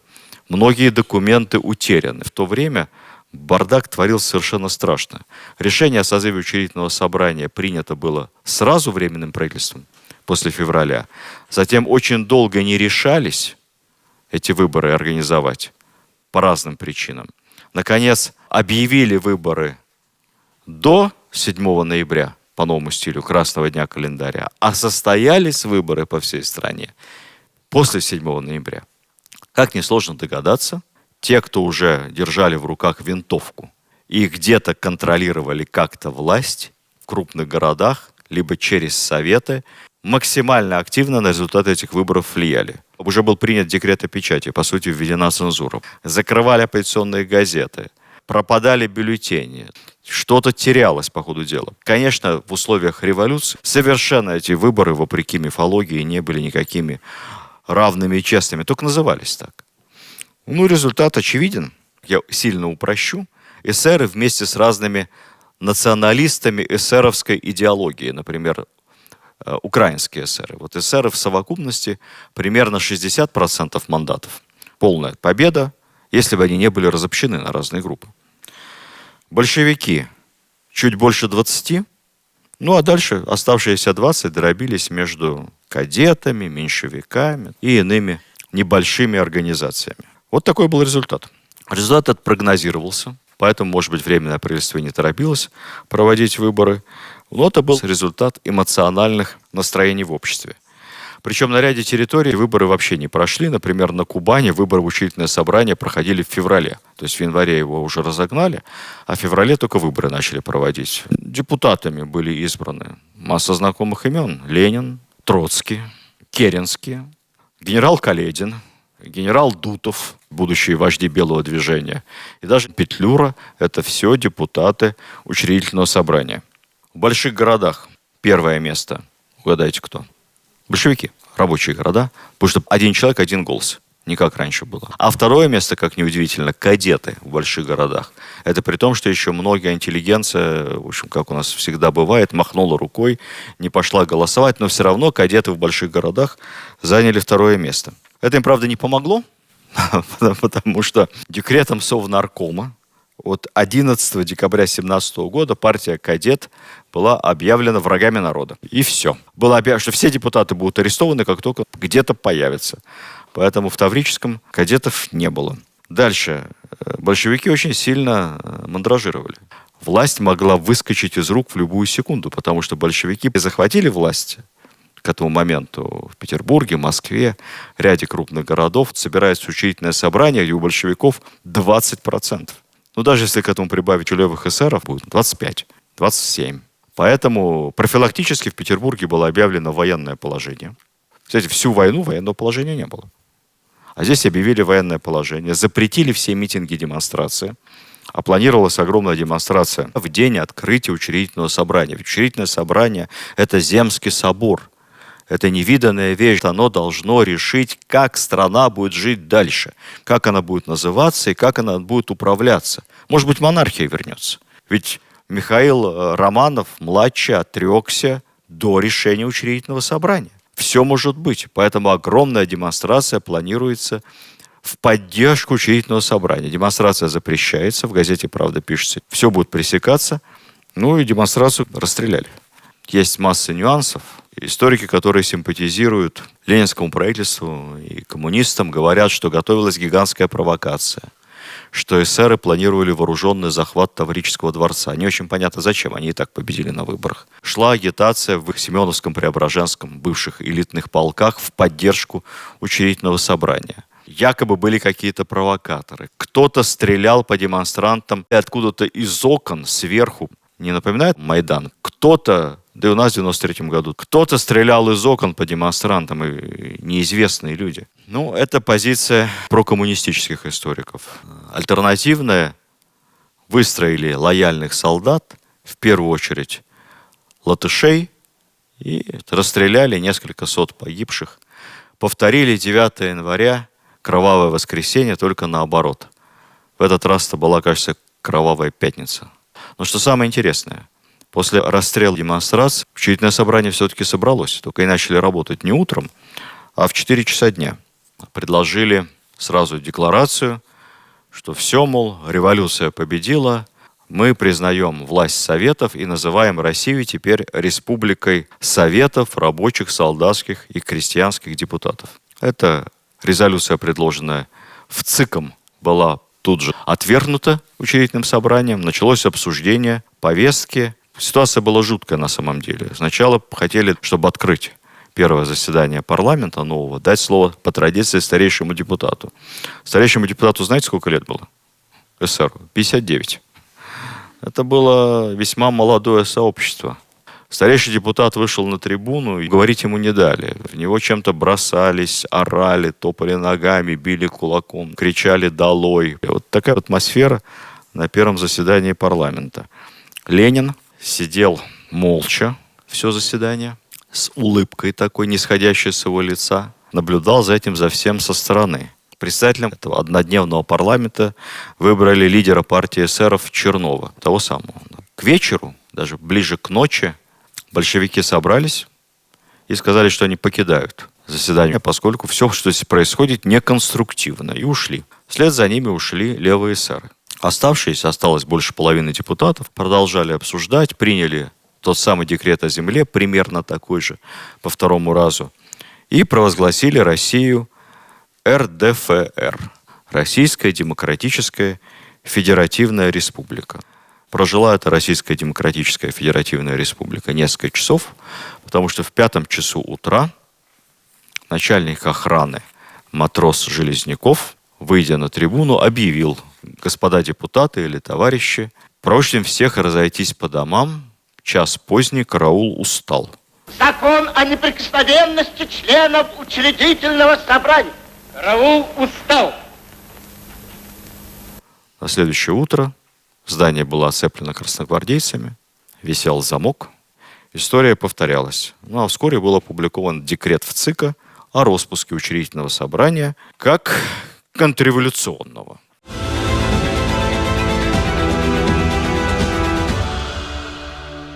В завершение на несколько слов о людях, как сложилась постреволюционная судьба некоторых из наших героев, поскольку они наряду с Лениным являются и главными деятелями революции 17 года. Начну с приятного человека, последнего председателя Государственной Думы, Михаила Родзянко. Он активно участвовал в февральских событиях, тоже требовал от Николая II отречения. Еще был человек такой очень напыщенный, называл себя вторым человеком в государстве, когда он был председателем Госдумы. Его рассматривали как главного кандидата на пост премьера, но после отречения что-то пошло не по плану. И его кандидатура была отвергнута. Он даже не попал в состав Временного правительства. Попытался восстановить работу Государственной Думы, он же все-таки председатель, но коллеги объявили: нет, не надо. Государственная Дума больше не нужна. Теперь у нас работает Временный комитет Государственной Думы, Временное правительство. Не сегодня, завтра состоятся выборы в учредительное собрание, поэтому Дума должна прекратить свое существование. Со скандалом у него отобрали персональный автомобиль. Очень сопротивлялся. После октября 17 года уехал на Дон, принял участие в формировании добровольческой армии, потом уехал в эмиграцию, жил в Югославии, королевство сербов, хорватов и словенцев. Жил, в общем-то, в изоляции, поскольку с ним не общались ни левые, ни правые, денег у него не было. Жил очень бедно. Сына его расстреляли большевики в 18-м. Он был офицером, капитаном Преображенского полка. Умер в 24-м, как и Ленин, в совершеннейшем забвении. Монархисты, помните, я вам рассказывал про Владимира Грингмута, первого видного монархиста. Он еще в 1907 году неожиданно скончается от воспаления легких, поэтому он все это не застал. А вот, например, Пуришкевич, который бросался стаканами и плевался, он будет депутатом последовательно 2-й, 3-й, 4-й Государственной Думы. Когда начнется война, оборудуют самый лучший, считалось в империи, самый современный санитарный поезд. Сам станет начальником этого поезда, будет постоянно выезжать в зону боевых действий, много добра сделает, спасет много раненых, на свои деньги в основном. Его даже наградят несколькими боевыми орденами. Будет на сессии Думы приезжать прямо с фронта. Один из участников убийства Распутина, считается, что именно он из револьвера застрелил Распутина. Февраль 17-го не примет, будет и против Временного правительства, и против большевиков, присоединится к белым. Сына его тоже убьют, офицера добровольческой армии. Сам Пуришкевич умрет от цепного тифа в 20 году. Самая любопытная судьба у другого лидера монархистов, их было несколько монархических организаций, ультраправого депутата, видного, одного из лучших ораторов Государственной Думы, Василия Шульгина. Он тоже пойдет на фронт, будет ранен, потом будет уже во время войны в госпитале где-то работать, ухаживать за ранеными, тоже будет ездить на сессии с фронта. И вместе с Гучковым именно Шульгин будет уполномочен руководством Государственной Думы поехать к Николаю II и принять у него акт об отречении. Василий Шульгин – монархист убежденный. Представляете, до чего дожил Николай II, что у него акт отречения принимали лидер большинства Гучков и убежденнейший монархист, черносотенец Шульгин. Потом будет в эмиграции, довольно активен, будет пытаться вредить большевикам. Жить он будет тоже в Югославии, и его после Второй мировой войны арестуют, судят, дадут ему 25 лет лагерей. Такую долгую жизнь прожил. В 1956 году он выйдет на свободу по амнистии после 20-го съезда и будет еще много лет жить во Владимире.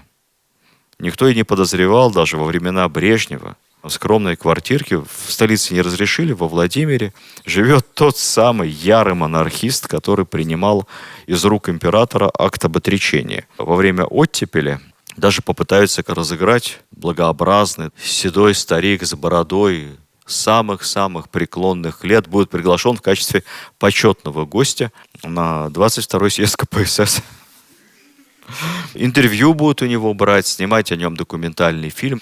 Но как-то не очень получится, потому что все будут рассчитывать, что он наконец-то раскается в своих монархических заблуждениях. Но не тут-то было. Он вроде бы ничего антисоветского особо не говорил, но он как-то так тонко троллил советских журналистов. Его интеллектуальное превосходство было столь ошеломительно, что в итоге все эти интервью и документальные фильмы очень быстро убрали на полку. Он признавал, что СССР хорош тем, что территориально восстановил могущество империи, но есть недостаток – нет царя. Гучков, один из самых активных деятелей Государственной Думы, активнейший участник заговоров против Николая II, но он хотел, чтобы Николай отрекся в пользу сына, а Николай, как мы помним с вами, отрекся в пользу брата. Брат был хороший человек, храбрый офицер, чтобы брат был регентом. То есть Гучков хотел сохранить монархию. Не получилось. Вот он-то как раз вместе с Шульгиным уговаривал Николая отречься в пользу царевича Алексея. Получил во временном правительстве пост военного и морского министра. Министром пробыл 2 месяца. Он ничего не мог сделать. Армия рассыпалась. Дисциплина на нуле. Фронт разваливался. А когда Временное правительство стало пытаться договориться с социалистами, приглашать представителей советов во Временное правительство эсеров, Гучков в знак протеста вместе с Милюковым уйдет. Потом будет пытаться поддерживать Корнилова и даже финансировать. Ничего не получится. После октября на Дон, к Деникину. Деникин отправит его в Европу договариваться о международной поддержке. Он там так в эмиграции останется, умрет в Париже в 1936 году. Особо нуждаться не будет, он все-таки был очень обеспеченным человеком, но полнейшее разочарование в старости. Последним шоком для него было, когда он узнал, что его единственная и горячо любимая дочь вступит во французскую компартию, и все эти годы, когда он был в эмиграции, была агентом ОГПУ. Она была за Советы. Вот такой был конец этого талантливого честолюбца. Милюков во время Первой мировой войны станет прямо ястребом. У него оба сына воевали на фронте. Один был летчиком, редкая профессия по тем временам. А второй пехотный офицер в самом начале войны погиб. У Милюкова были личные счеты к германцам, поэтому он станет ястребом, будет требовать от союзников, чтобы они подписались под тем, что передадут России Босфоры и Дарданеллы. Его даже насмешливо называли Милюков Дарданельский. Он будет требовать войны до победного конца. Министр иностранных дел 2 месяца. Тоже ничего не получалось, правительство рассыпалось. Никто воевать до победного конца уже в апреле 1917 года не хотел. Тоже был за Корнилова. После октября уедет к белым, будет заниматься переговорами с Антантой. В конце концов эмигрирует во Францию и напишет любопытные воспоминания, статьи. Историк, он даст очень беспристрастный и точный анализ причин поражения белого движения. Среди множества назовет 2 главных.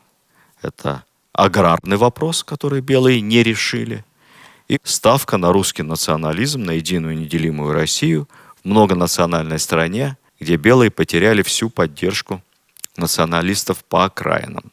Большевики, как мы помним, с вами поступили наоборот. Они собрали под себя всех националистов, но потом с ними так или иначе уже разбирались. Милюкова в эмиграции ненавидели все. И радикалы, и правые монархисты. Кончилось тем, что в 1922 году убежденный монархист с криками «Я мщу тебе за царскую семью» стрелял в Милюкова, но не попал. Его бросился защищать Набоков, отец Владимира Набокова, и Набоков принял на себя несколько пуль этого террориста и погиб. В 30-е годы, по мере индустриализации и роста влияния СССР, отношение Милюкова к Советскому Союзу улучшалось. Он приветствовал пакт Молотова-Риббентропа. Он приветствовал войну с Финляндией. Говорил публично: мне очень жаль бедных финнов, но России нужна Выборгская область. В 1943 году, живя на юге Франции, в той ее части, которая напрямую не была оккупирована вермахтом, он публично поднял тост за здоровье объединителя России маршала Сталина, чем произвел большой фурор. До конца войны не доживет, так во Франции умрет.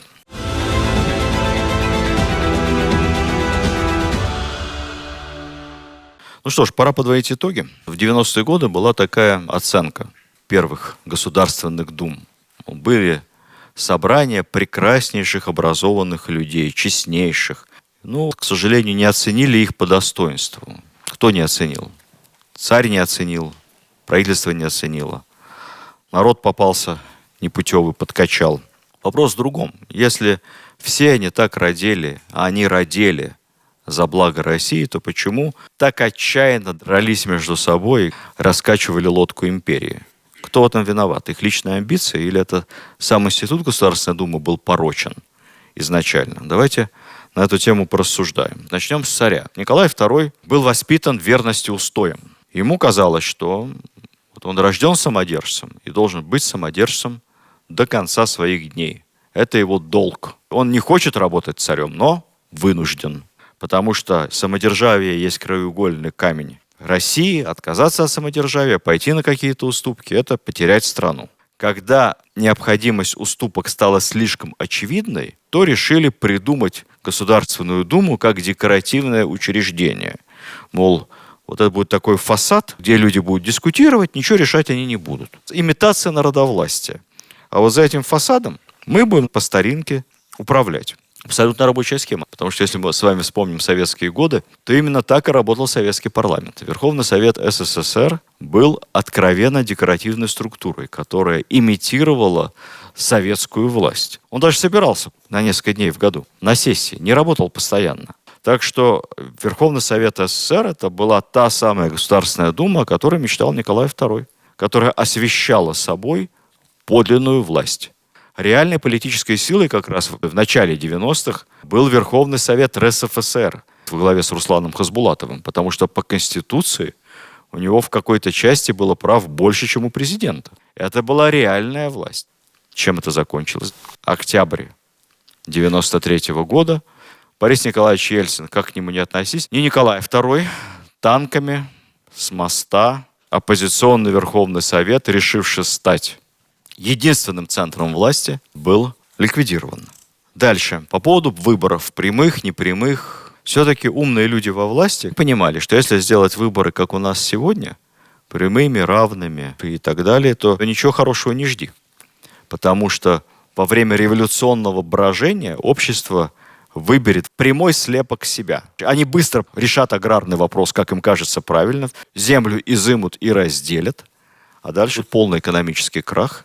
Как это все будет управляться, как можно будет собирать налоги с этого бесчисленного количества равных участков земли, кто будет инвестировать в железные дороги, в заводы.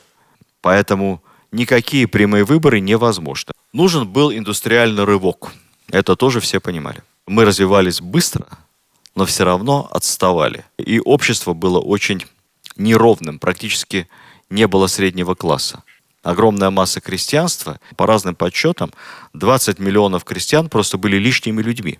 Им есть нечего. Этих людей надо чем-то занять. Нужна индустриализация. Индустриализация может проводиться либо так, как хотел Витте Столыпин, при твердой политической власти под лозунгом самодержавие, православие, народность, либо, в конце концов, как ее осуществили большевики в 30-е годы. В этом отношении выбранный курс на создание ручной думы, ручного конструктивного парламента был вполне себе адекватным. И если бы у нас было 20 лет покоя, я уверен, что эта дума закоренилась бы, постепенно взяла бы на себя побольше полномочий, и все бы развивалось так, как задумывалось в конце концов, но этих 20 лет покоя не было.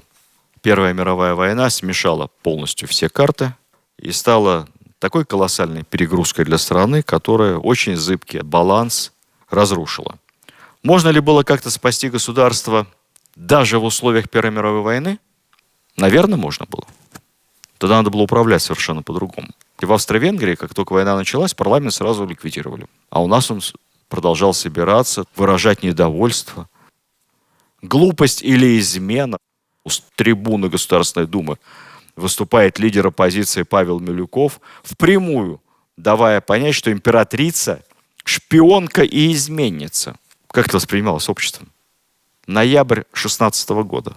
В общем, если пофантазировать, можно ли было спасти страну от надвигающейся смуты, то мне ничего в голову, кроме модели чуть жестче Николая I, чуть мягче Петра, не приходит. Надо было Думу распускать, военное положение, образовывать Государственный комитет обороны, и дальше все. Постановление ГКО под угрозой расстрела обязательно к исполнению. Николай II делал какие-то шаги в этом направлении. Когда он объявил себя верховным главнокомандующим вместо Николая Николаевича, он взял на себя ответственность за армию. Это очень рискованный шаг был. Но генералы убеждали его, что нужно объединить военную власть и гражданскую. То есть нужна диктатура. А на это уже Николай II не пошел.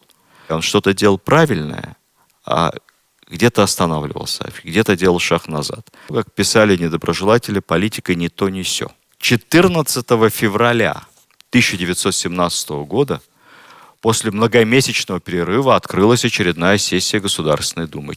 А дальше февральская революция. В Петербурге сотни тысяч демонстрантов громят магазины. Если мы почитаем дневник государя-императора эти дни, то там такие замечательные записи.